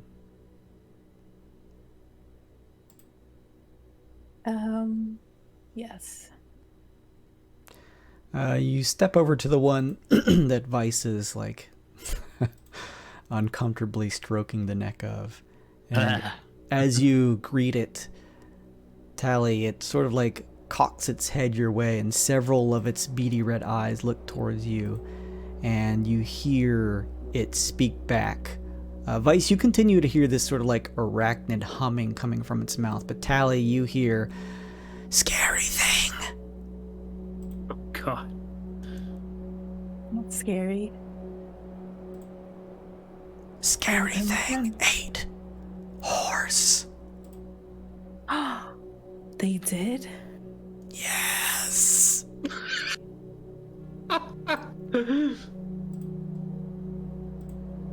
What do you like to eat? No, what is your name, actually? Tell me your name. This one says, "Name is Butterfly." That's fucking amazing. Okay, Butterfly. Could you take me to this monster? Scared. Scary thing? Oh, it's okay. I won't bring you near them. And Tali's way too nervous, but just trying really hard. You can make like an animal handling check if you want. I'll even take a persuasion check now that you're speaking to it if you want to. Either one.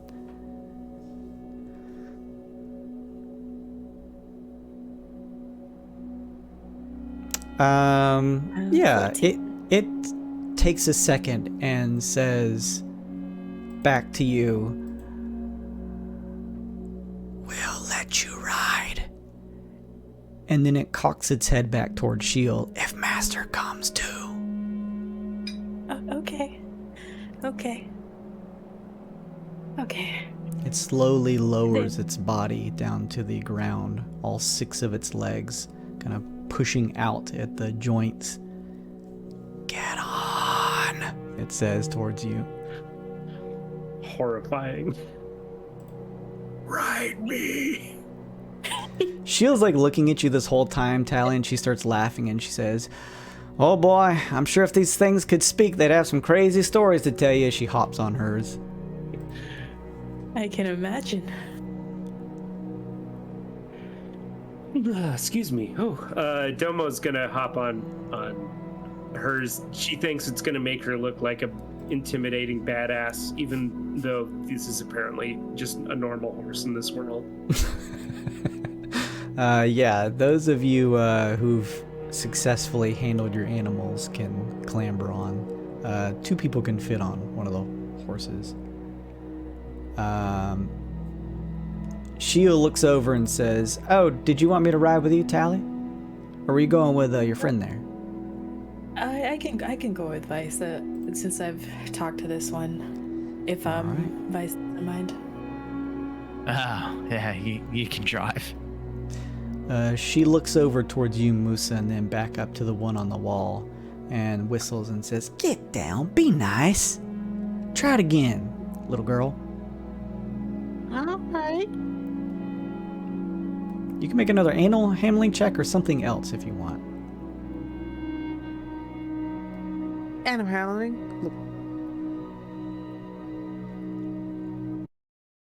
Might be offline. Yeah, that's Yeah, weird. just went offline.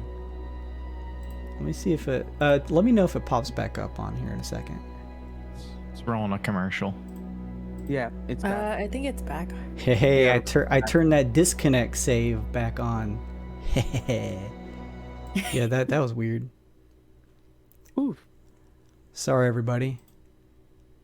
Let me know if it comes back on for you guys.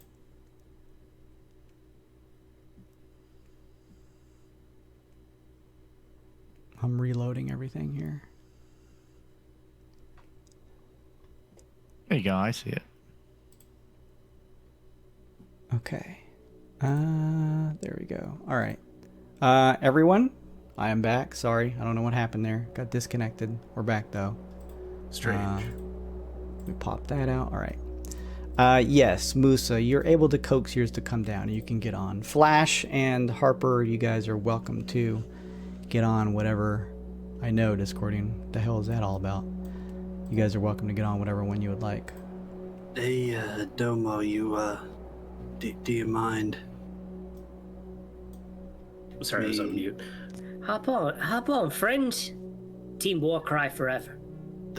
Flash is going to close his eyes and slowly feel his way up to the back of the monstrosity and wrap his arms around Domo's waist. What do they feel like? Are they furry? You said? They have hair like horses' hair, but the bristles are like thick and almost like hard to the touch. It's really gross. This is wonderful. Tali takes out Houdini. Oh, you gotta spread your wings, buddy. Get out He says, there and popping out as he begins to go fly out and ahead of us. fly up and through the barn and out. Four All right. horsemen. Well, go ahead.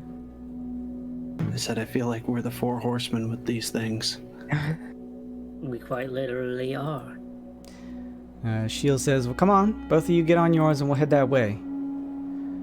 Thing moves damn fast after it took one of the horses.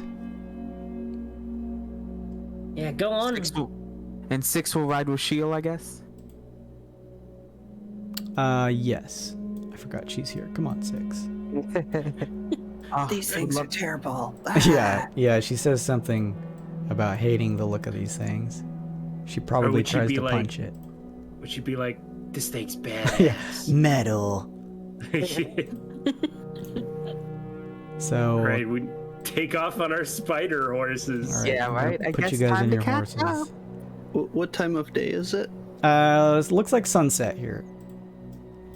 Perfect timing. The sun's still going down, so I have sunlight sensitivity. So he literally is not looking the whole time. He's just kind of like peeking out every now and then to make sure he doesn't It's- fall off. Yeah, it's like it's cresting behind the trees, so it's not like you suffer any ill effects here. Not here, or maybe Equids. As each of you begin to clamber out, Houdini is already fluttering back your way, Tally. Hoot, hoot, hoot, hoot, hoot, and kind of lands on your shoulder, popping up and down, and points a wing out ahead of you. Out towards the forest above the tree line, you see what looks like several large avian creatures headed your way. Oh. Shield, what are those? Shield takes a second and like throws a hand up to her brow and looks on. Harper, didn't you get some item enchanted that warns you about a specific creature?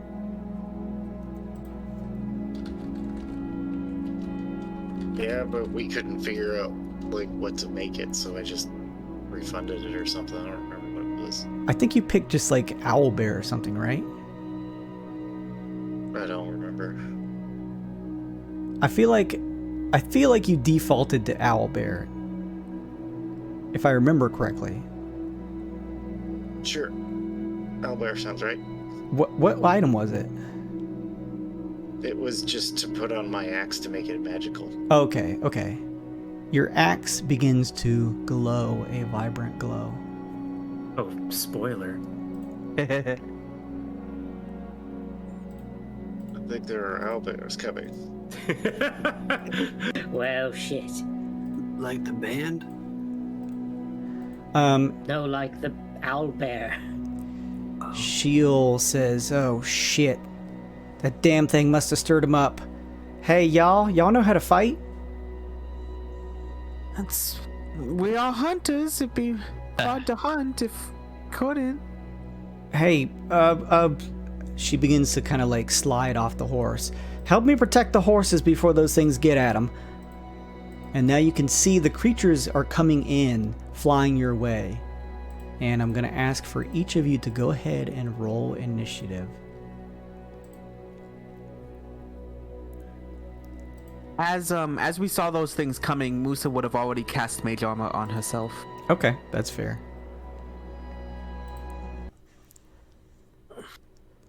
Wait, you said they're flying at us? They are flying towards you. Oh, shit.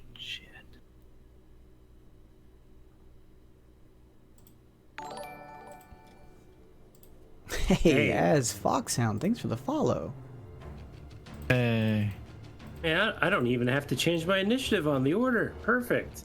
Does anybody I'm in want? there twice. Does anybody want to play 6? You don't have to if you don't want to. I mean, how hard is it to play a barbarian? Sounds like Luke is volunteering. I'll volunteer. All I right. rage. Luke volunteers his tribute. Bunny. Fucking kill you. As each of you sort of begin to take your places, you can see the creatures begin to fly over the trees now and begin to bear down on you.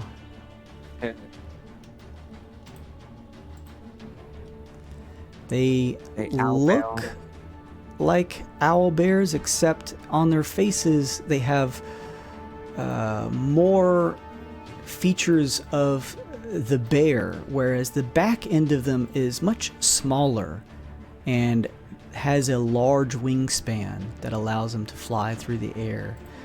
Each of them here, there's one that is large size, the others are small, and they each are about 60 feet up in the air. These things are kind of weird looking too. Do they have weird bug parts? They do not have any weird bug parts. Okay. They look more like bear owls than owl bears. Is that what Musa says? That's what you're choosing to say. Shield turns and says, "Well, yes, of course. What else would they be?" Wait, you're saying these are bear owls? Yeah. Have y'all never fought a bear owl before? You know what? Something similar. It's good enough. It's close.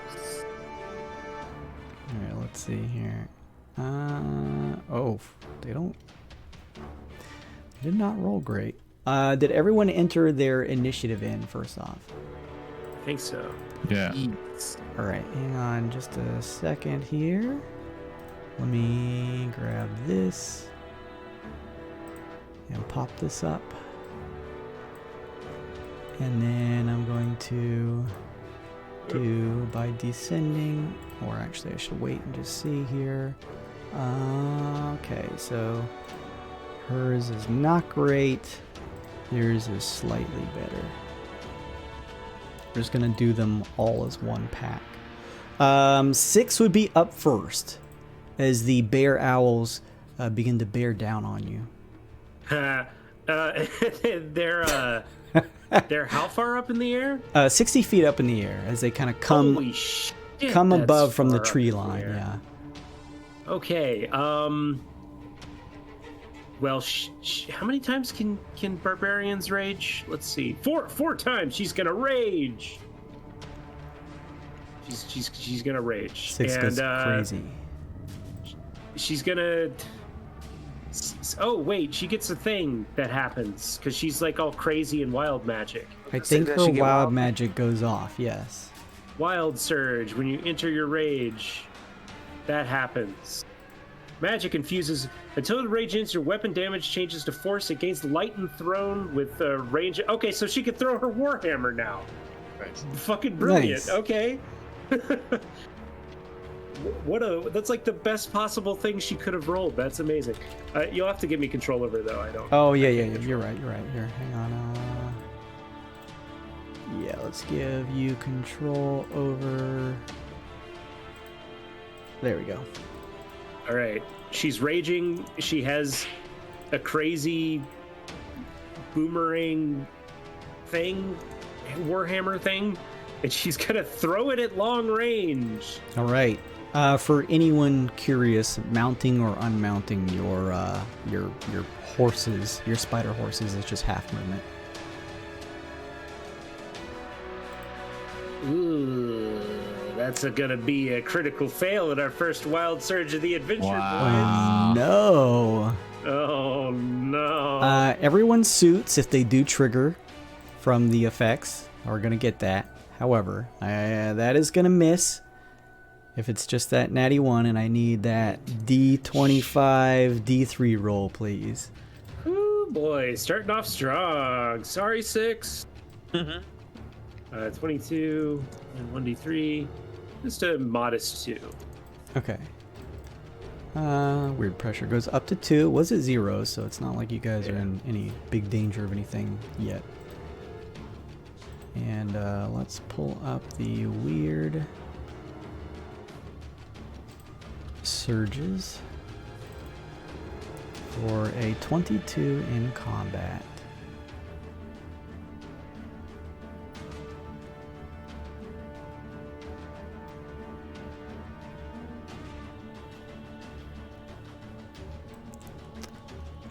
Let's see. Hang on just a second. Gonna roll a d4. Gravity stops affecting you. 6 for the next 1d4 rounds, which is the next 2 rounds, allowing you to move in the air at a rate of 30 feet per round, given that you have a fixed object to push or pull yourself around. Holy shit. Hilarious. How did she get the best shit right off the bat? This is insane. Well, I don't think she has any more actions. I'm not gonna waste a bunny hop on this. She's getting ready to fucking Iron Man jetpack up into the air next round, though. All right. Her weapon returns to her hand because she's got the magic rage thing going. Kind of comes right back like Thor's hammer. Lodger, Harper, you're up. The owlbears, are they coming after the horse things? You could probably make a check to see. There's a number here, and they seem to be just sort of getting ready to dive bomb each of you in general. You could do like an insight check or something, or nature check to see exactly what they intend to go for. Nature's not a negative, so we'll do that. Yeah, pretty good. 18. You are able to kind of watch their movement in the air, and you can kind of see their eyes. Their eyes are fixated on the horses. No, Kyle, I'm sorry. It's more horse eaters. Eaters. That's what I was thinking too. I was just like, Welcome to my campaign's horse eaters, the bear owls. I'll never live this down. They could eat these things. We gotta protect. Alright, so I'm gonna summon Baz and switch places with him, so he's gonna be sitting with Musa and spend half my speed to climb on this one and try and pilot him into the barn to good get it idea. away. I'll tell Musa that's the plan before I disappear on her, though. Okay. All right. Yes, you're able to. You want to just like pull it into the middle of the barn over here, or at the front? Yeah, good enough. Okay. Yeah, you grab it by the reins and are easily able to it looks as gross as it looks. You can still tell that it is a little terrified by those creatures, so it gladly follows you back as you pull the reins to pull it back into the barn. Stay here. All right. Anything else? Nope. Okay. Domo, you're up. Oh, I've been waiting for this. It's this thing about aerial combat in areas where there's gravity. Domo's gonna knock her bow and aim at the wings of the big bear owl. Okay. And Domo is going to spend her inspiration. Nice.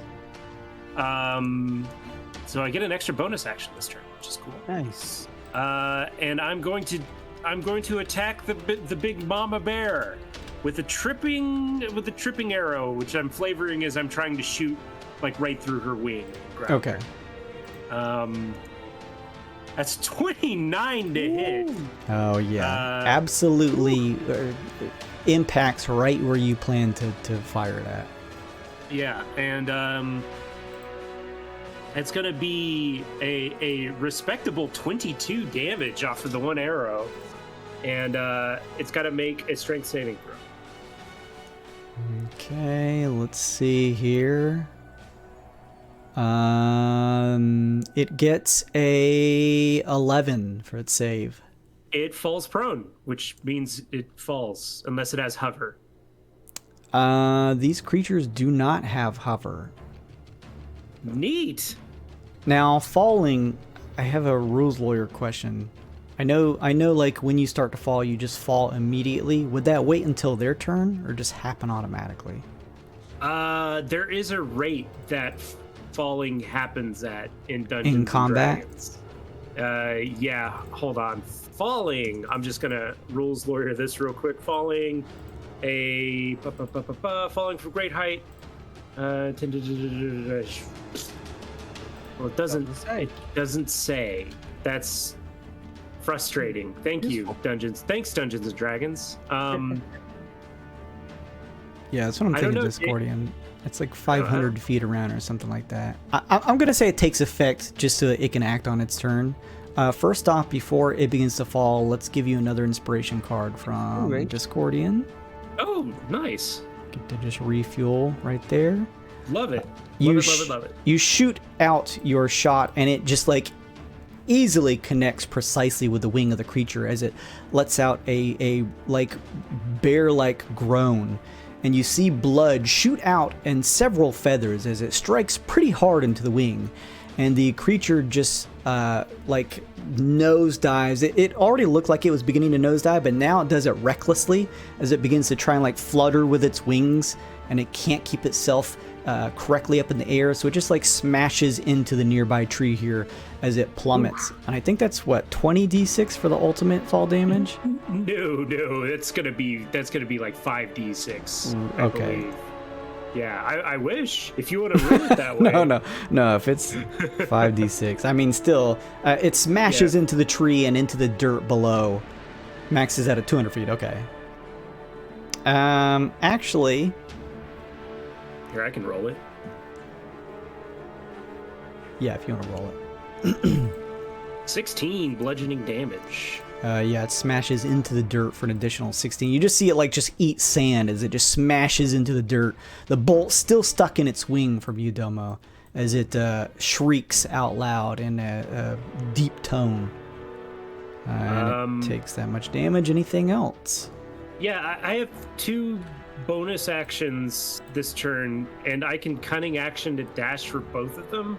Mm-hmm. Is there a way I can somehow levy that 90 feet of movement I have to get the horse into the barn somehow? Yeah. I don't think the horse. God, how does mount stuff work in this game? I used to know, but it's been too long. I used to play a mounted paladin, and I literally do not remember how mounted combat works. I think it goes after, if you're counting a mount as a combat mount, it takes a turn after or before you. Yeah, I was going to say, I don't think it uses your resource pool of movement, so I'm just going to say it is taken into the barn, along with next to Harper / Spider. Okay, cool. And then I'll use the help action to target the big bear in case he stands up before somebody hits him. Okay. Yeah, and that'll be it for me. Nice. Thank you, Musa. Yeah, we'll just say that they get to move before you guys do, and then I'll read up on that later. Musa, you're up. All right. I'm gonna hop off so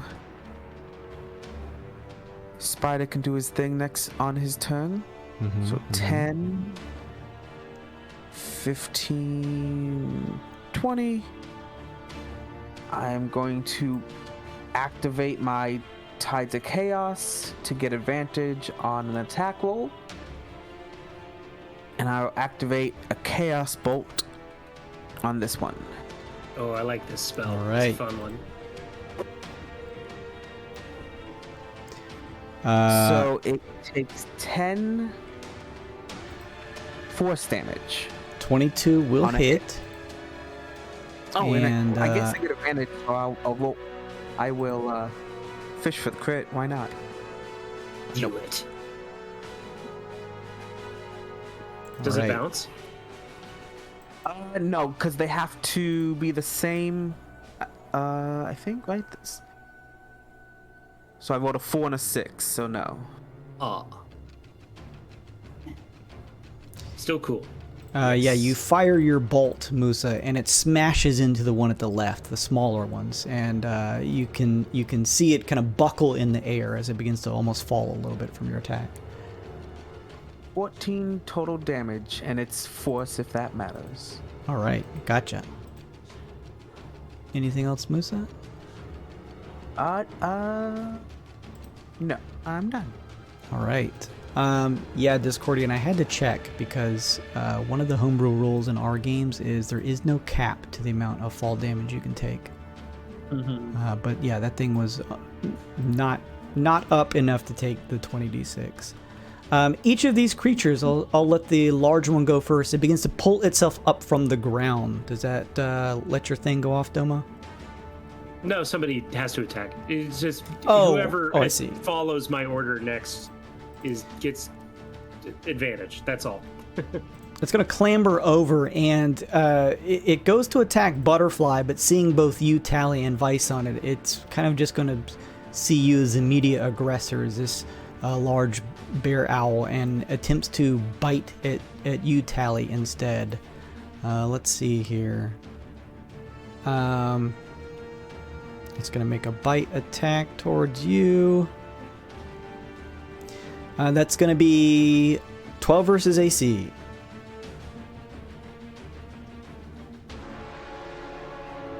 Tally? Yeah, sorry, yes. That's okay. Does 12 versus AC hit? I don't think it does. AC's 12.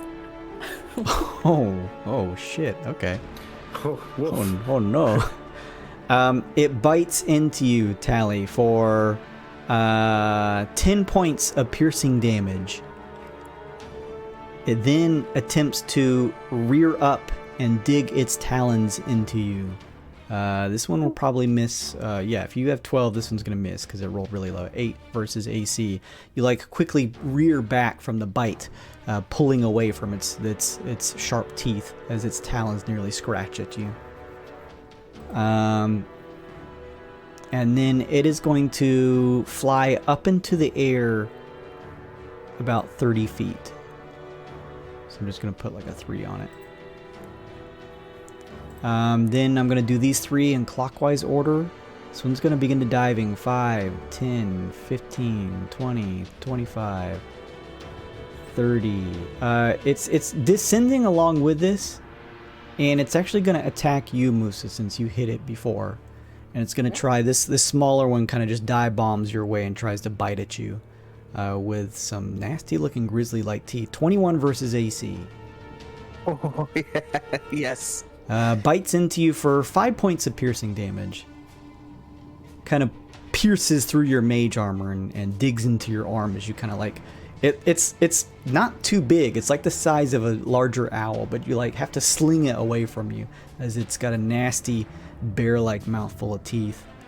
And then these 2, this one's gonna swing down here, and they have a big movement speed. So this one's gonna dive bomb and try to attack you, Vice. That is gonna be 10 versus AC. 10 misses. Then this one's gonna fly over and do the same for 15 versus AC. 15 misses. All right. They both tried to attack Damn. and bite at you, Vice, but you just like sort of do your action movie stuff and just fling yourself out of the way. With that, Flash, you're up. Such a good concept for a monk. Yeah. You said hopping off will be Half half our movement. Mm-hmm. All right, I'm gonna hop off and 3. I could see some of them, correct? From being just outside. Yeah. You can see all of them. You don't have any. All right.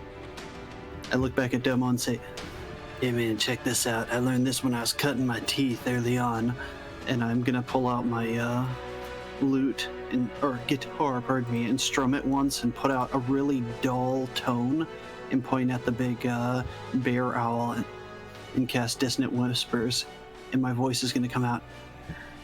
We've been trying to reach you about your extended Spelljammer warranty." So it's 15 on a saving throw for you. What the hell is it? Is it charisma? I can't remember, sorry. I do not know. Wisdom, pardon me. Wisdom. Which one are you targeting? The big one. Okay. Needs to make a saving throw. Wisdom. It makes a 16. Oh. Half damage though, right? Yep. So it takes 6 damage. All right. You see it like throw its head back and forth, confused. I'm going to throw out my inspiration card on it. And a little bit of electricity shoots out of my guitar straight at it, and I deal shit. a d12 immediately. Nice. Nice. Nice. Extended warranty. Fucking nice. What does it look like when your lightning bolt kills it? Holy shit. It's gonna blast straight into its chest, and it's just gonna go limp and nosedive straight back into the ground. It smashes into the ground, and as it does, the others nearby look to their matron, seeing that it is down, and with a deep bellowish screech, they each lift themselves up into the airs and begin to try and fly away from all of you. Oh shit.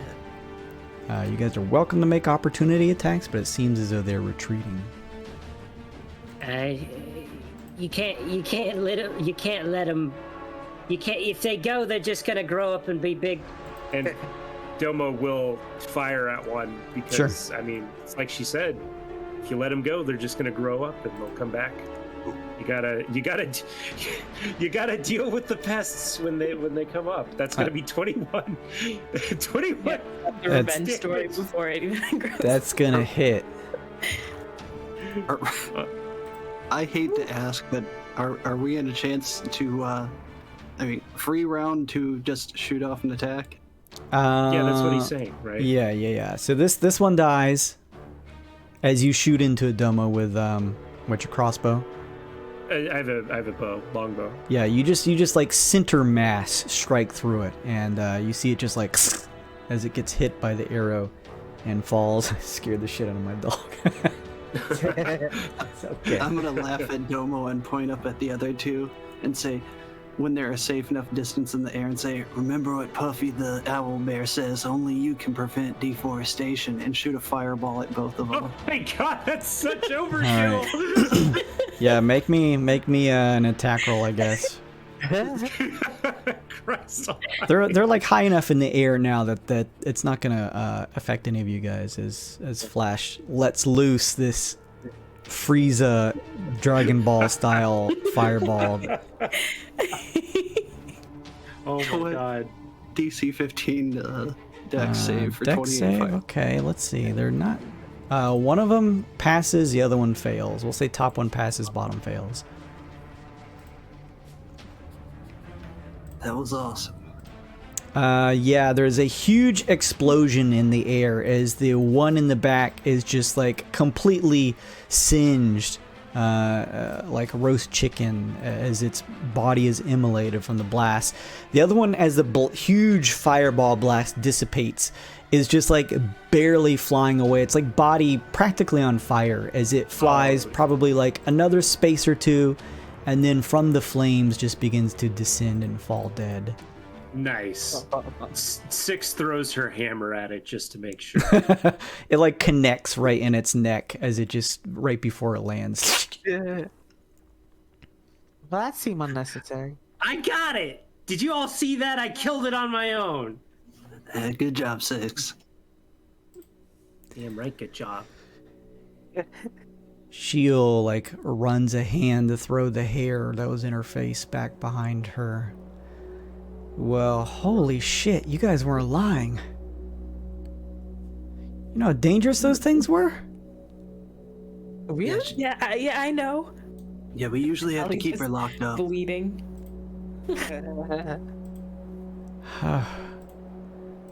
You guys got medical supplies for this one over here? She says, pointing at Tally.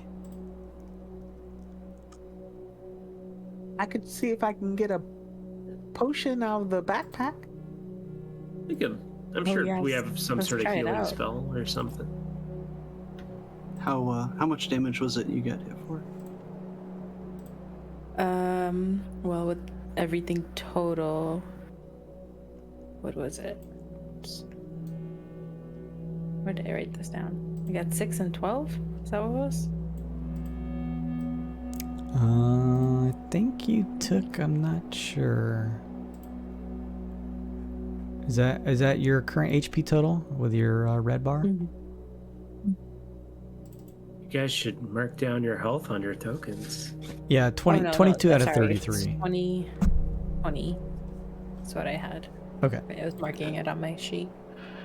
I'll go over and cast a first level cure wounds on you. Or pardon me, second level.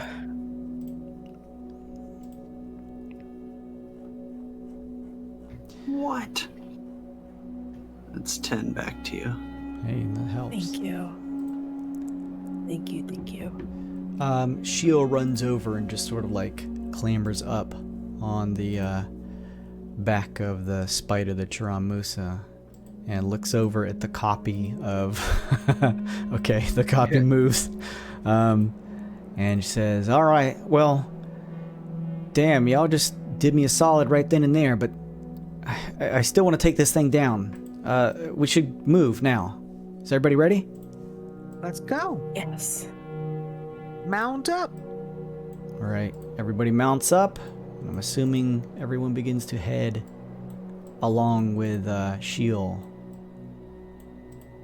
into the city. We'll have 6 clamber up here with Spider, which is just beautifully named here for this session. It's too good, right? Kyle with the power of premonition.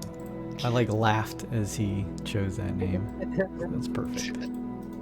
Perfection. Let's see here. Let's get rid of this one. Let's make this bigger. Okay, this is pretty good here. The name of one of the musicians from the Mighty Boosh episode that I took the stealing the Oh, sound okay. from. We are on a journey to find the new sound with my friend Spider. That's so good.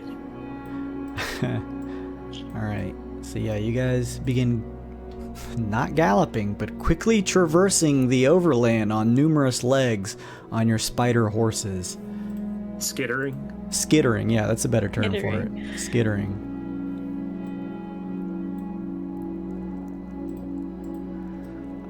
You make quick travel along the dirt path as Sheol kind of kicks her heels against the side of the spider horse, and they just like they have it's very easy as they traverse using their multiple legs just to get over. Like, this dirt path is like covered in logs and debris, and it's not like the best path to travel across, but they just easily are able to move. Like, they don't even shift their body up or down any. It's like just a straight, Their bodies don't bob up and down. It's like, you know, a chicken when you move their bodies up and down, but their head stays still. It's like they're equilibrium. They're keeping their bodies perfectly still, just using their legs to maintain their distance from the ground, adjusting it as they go. They continue to lead you towards the village. The sun continues to set now. The darkness of the forest here surrounds you as you push through. And as you continue moving on, you begin to see an orange glow coming from up ahead. And you also begin to hear the sounds of what sounds like fire and destruction happening from up ahead. There's a worried look you can see Musa on Shield's face as she continues to kick and lead it forward. How much trouble can this thing cause? She says. We gotta put a stop to it. We need to find it. As she leads you towards the glowing orange of the settlement of Rourke, you each find yourselves entering the clearing as the road expands, and you see the settlement ahead of you, lit up in flames. Several of the buildings around the settlement look destroyed, and you can see a number of what look like kind of similar to Shield. They kind of look like humanoids mixed with animal-like features, but several of the townspeople lay face down or face up in the city streets, blood covering the streets themselves. Oh my God, Shield says. Come on, and she continues to lead the troop of your spider horses through the city streets. And as you come around a corner leading into a clearing, the cobblestone opening up into a small square, you now see a familiar visage.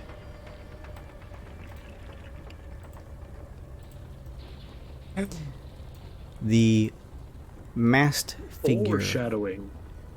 stands, a hand gripping the white mass of which you now know as the hexamal variant.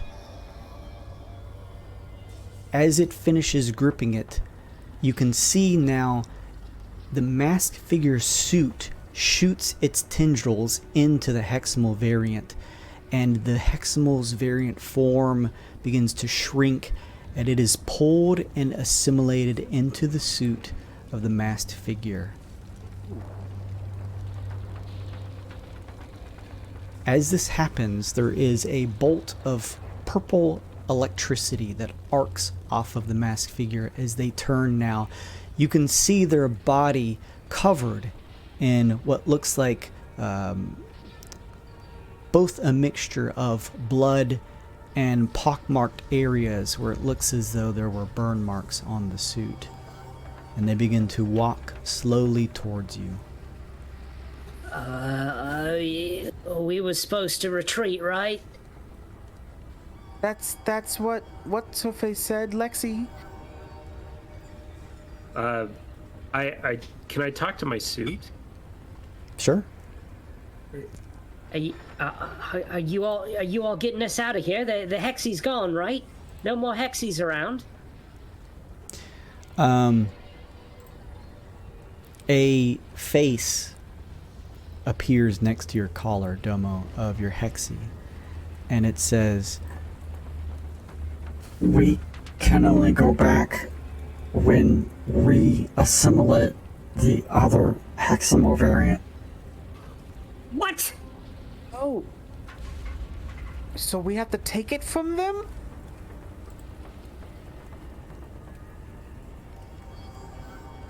Oh no. The Hexie on your suit, Musa says, We do not know what happens now. Oh, well.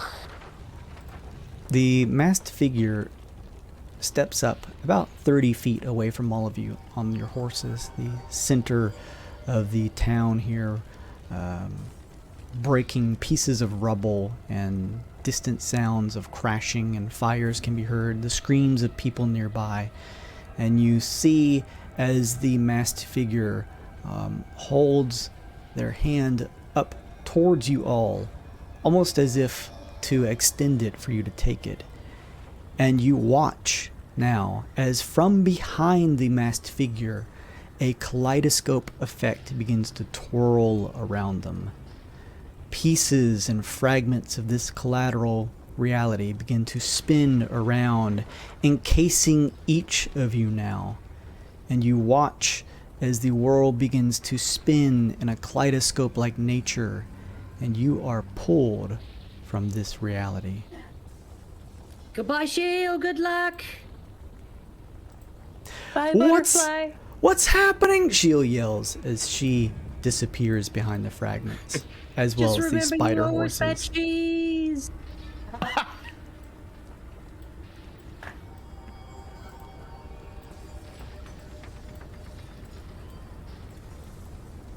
Just put everybody together here. We got yeeted to another dimension. Land of the Lost style.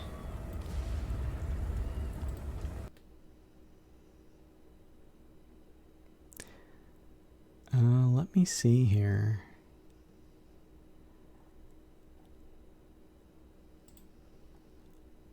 As the kaleidoscope-like, we're almost done here. As the kaleidoscope-like pieces begin to reform, you each wonder where you could possibly be going, being taken by this masked figure. And as the area begins to shift, the pieces and fragments of this collateral reality collapsing and reforming into something else, you find yourselves standing in Lexi's lab. Uh-oh. I was like, aha, it was Lexi, and then Lexi's also there. They followed us. Lexi sees each of you and the masked figure who now stands close by. The figure turns towards Lexi and for the first time speaks to say, "Surprised to see me?" Lexi looks and says, "The others have already shared with me their encounter with you. And considering I was able to determine most of your biometrics based off the Excel suit's previous interactions with you, no. In fact, I've been anticipating your arrival, though admittedly my calculations of your appearance were off by a mere 4.23 minutes. Lexi's not too far away from each of you, and you see her quickly tapping at the screen as she says this. And she leans towards each of you and says, I've unlocked your permissions to reality jump without my assistance.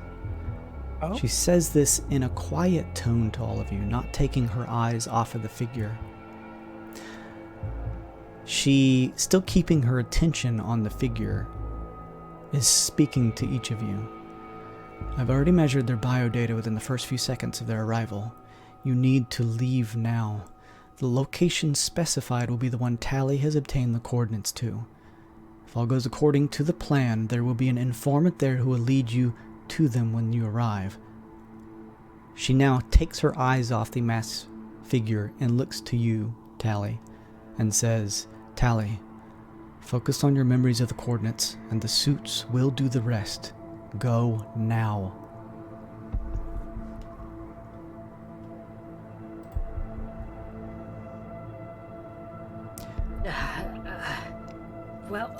Take us to the coordinates. Okay. Out of here. You begin to focus, Tally, trying to remember, and as you do, your body begins to grow with a warmth. You see that paper again and begin to focus on the numbers. As you do, you hear the figure say, You don't have to leave so soon. Stay. Watch. The world around each of you begins to shift again in a kaleidoscope-like nature. As the pieces begin to break apart from this reality around you, you can see one of the nearby metagolems charges the masked figure, the nearest one leaping towards them in an attempt to grapple them. And you're able to see that the unknown figure's form turns a translucent purple as an illusory afterimage appears where they once stood. The metagolem crashes into the ground as they phase through its fading appearance. At the same time that you see this, the kaleidoscope-like nature of the room making things harder and harder to see, as soon as you see the metagolem hit the ground, you also hear the sound of a thick tearing. As you now look over and see the gloved hand of the masked figure pierces through the abdomen of Lexi as they now appear behind her.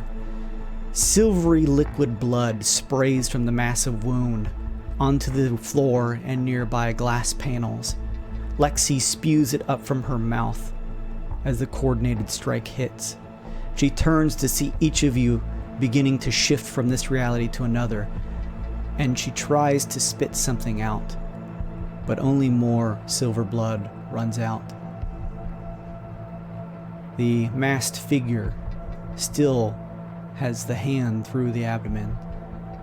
As this reality begins to collapse around you, the last thing you see is Lexi's eyes begin to roll back into her head as her body goes limp from the attack. The masked figure shifts, turning their hand, and you watch as Lexi falls from it, their gaze looking to you before you disappear. And the last thing you hear from the figure is them say, You can't run for long. It's only a matter of time now. The world around you that you once knew as a lab disappears.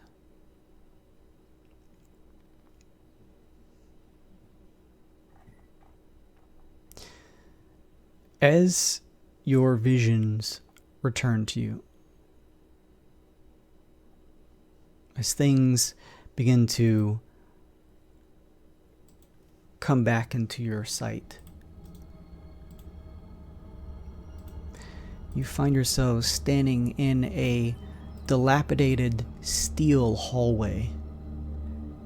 Various portions of this area look familiar to Neogokyo, like the technology you would see there, but in some ways more advanced.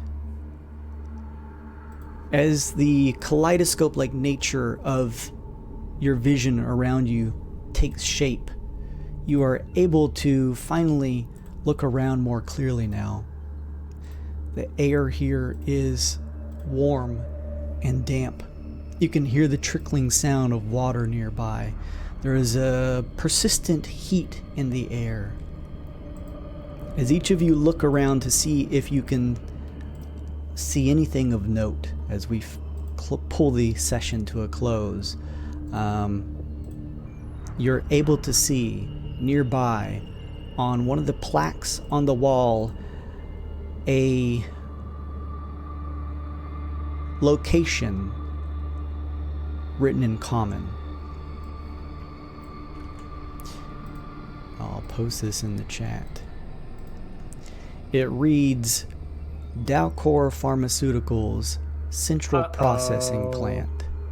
I'm sorry, everyone. And this is my fault. That is where we will end tonight's session. Yeah. If this Sounds is so familiar. I get it now. It was the big bad corporation from the Eberron game that I ran, who well, I shan't give anything else away, but a lot of stuff that happened this session suddenly makes sense with Tali and yeah. and specifically how the masked figure fights in particular. Interesting.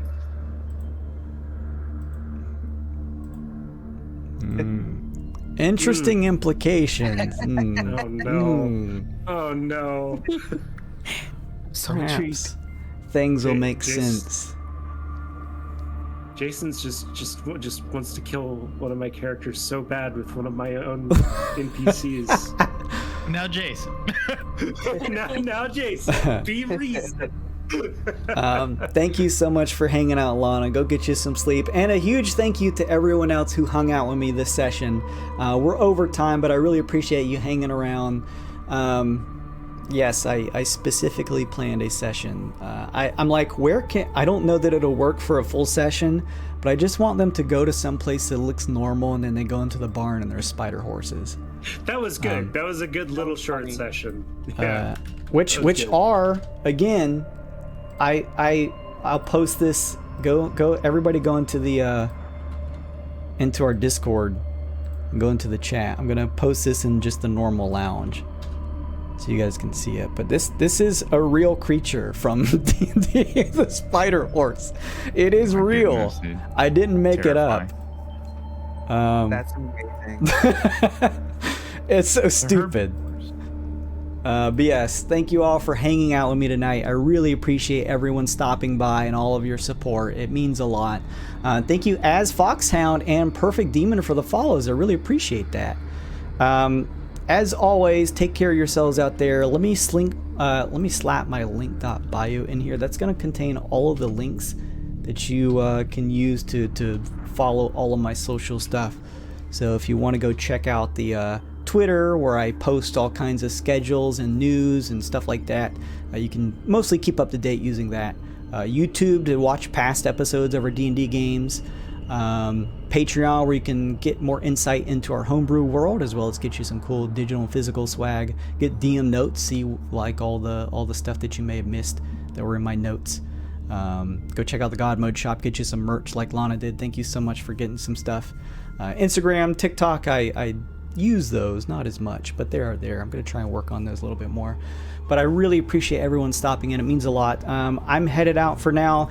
A big thank you again to Mousy for winning the Power Rangers digital code. I'm gonna whisper that to you right as we finish here. But yes, as always, make sure and take care of yourselves out there. Drink plenty of water, stretch your legs. Come back next week. And we're going to do, same time, same place, 9 p.m. Eastern Time. We'll do more of our weird Perplexellel. I would say we are now past the halfway point for this campaign. Moving away from the kind of X-Files one-off episodic arcs and now moving into the thick story. So we'll see where this goes. It's going to be weird. But thank you all for hanging out with me tonight. If those of you who are still wanting some D&D, stick around, because I'm going to try and find someone to raid who is also doing some Dungeons and Dragons and maybe on my friends list or something like that. So as I play this outro, stick around and I will hook you up with some more D&D. But for now, all of us are headed out. Goodbye, everybody! Bye. Bye. Are becoming acclimated to the manual, and I see here how to cast magical spells and mage spells and cleric spells, and you go to the pages that it's listed on, in this instance page 41, and they have complete descriptions of how to cast spells and how to contact powerful spirits and how to use these spirits and these powers to overcome obviously evil or good, because there's both white and black magic in these books. We picked up another one to see if that was just coincidence, and it's dungeon magic here. And we look through again and we see in here casting magic spells, page 22, with a complete description. And it says here, each wizard has mastered a certain type of magic. When you meet a wizard, he will give you 4 basic elements of his mystical studies. So we have a wizard now teaching the children of his magical studies. And then here it says, it is important to remember that the source of all magic is the life force of the user. This is the teaching of the occult.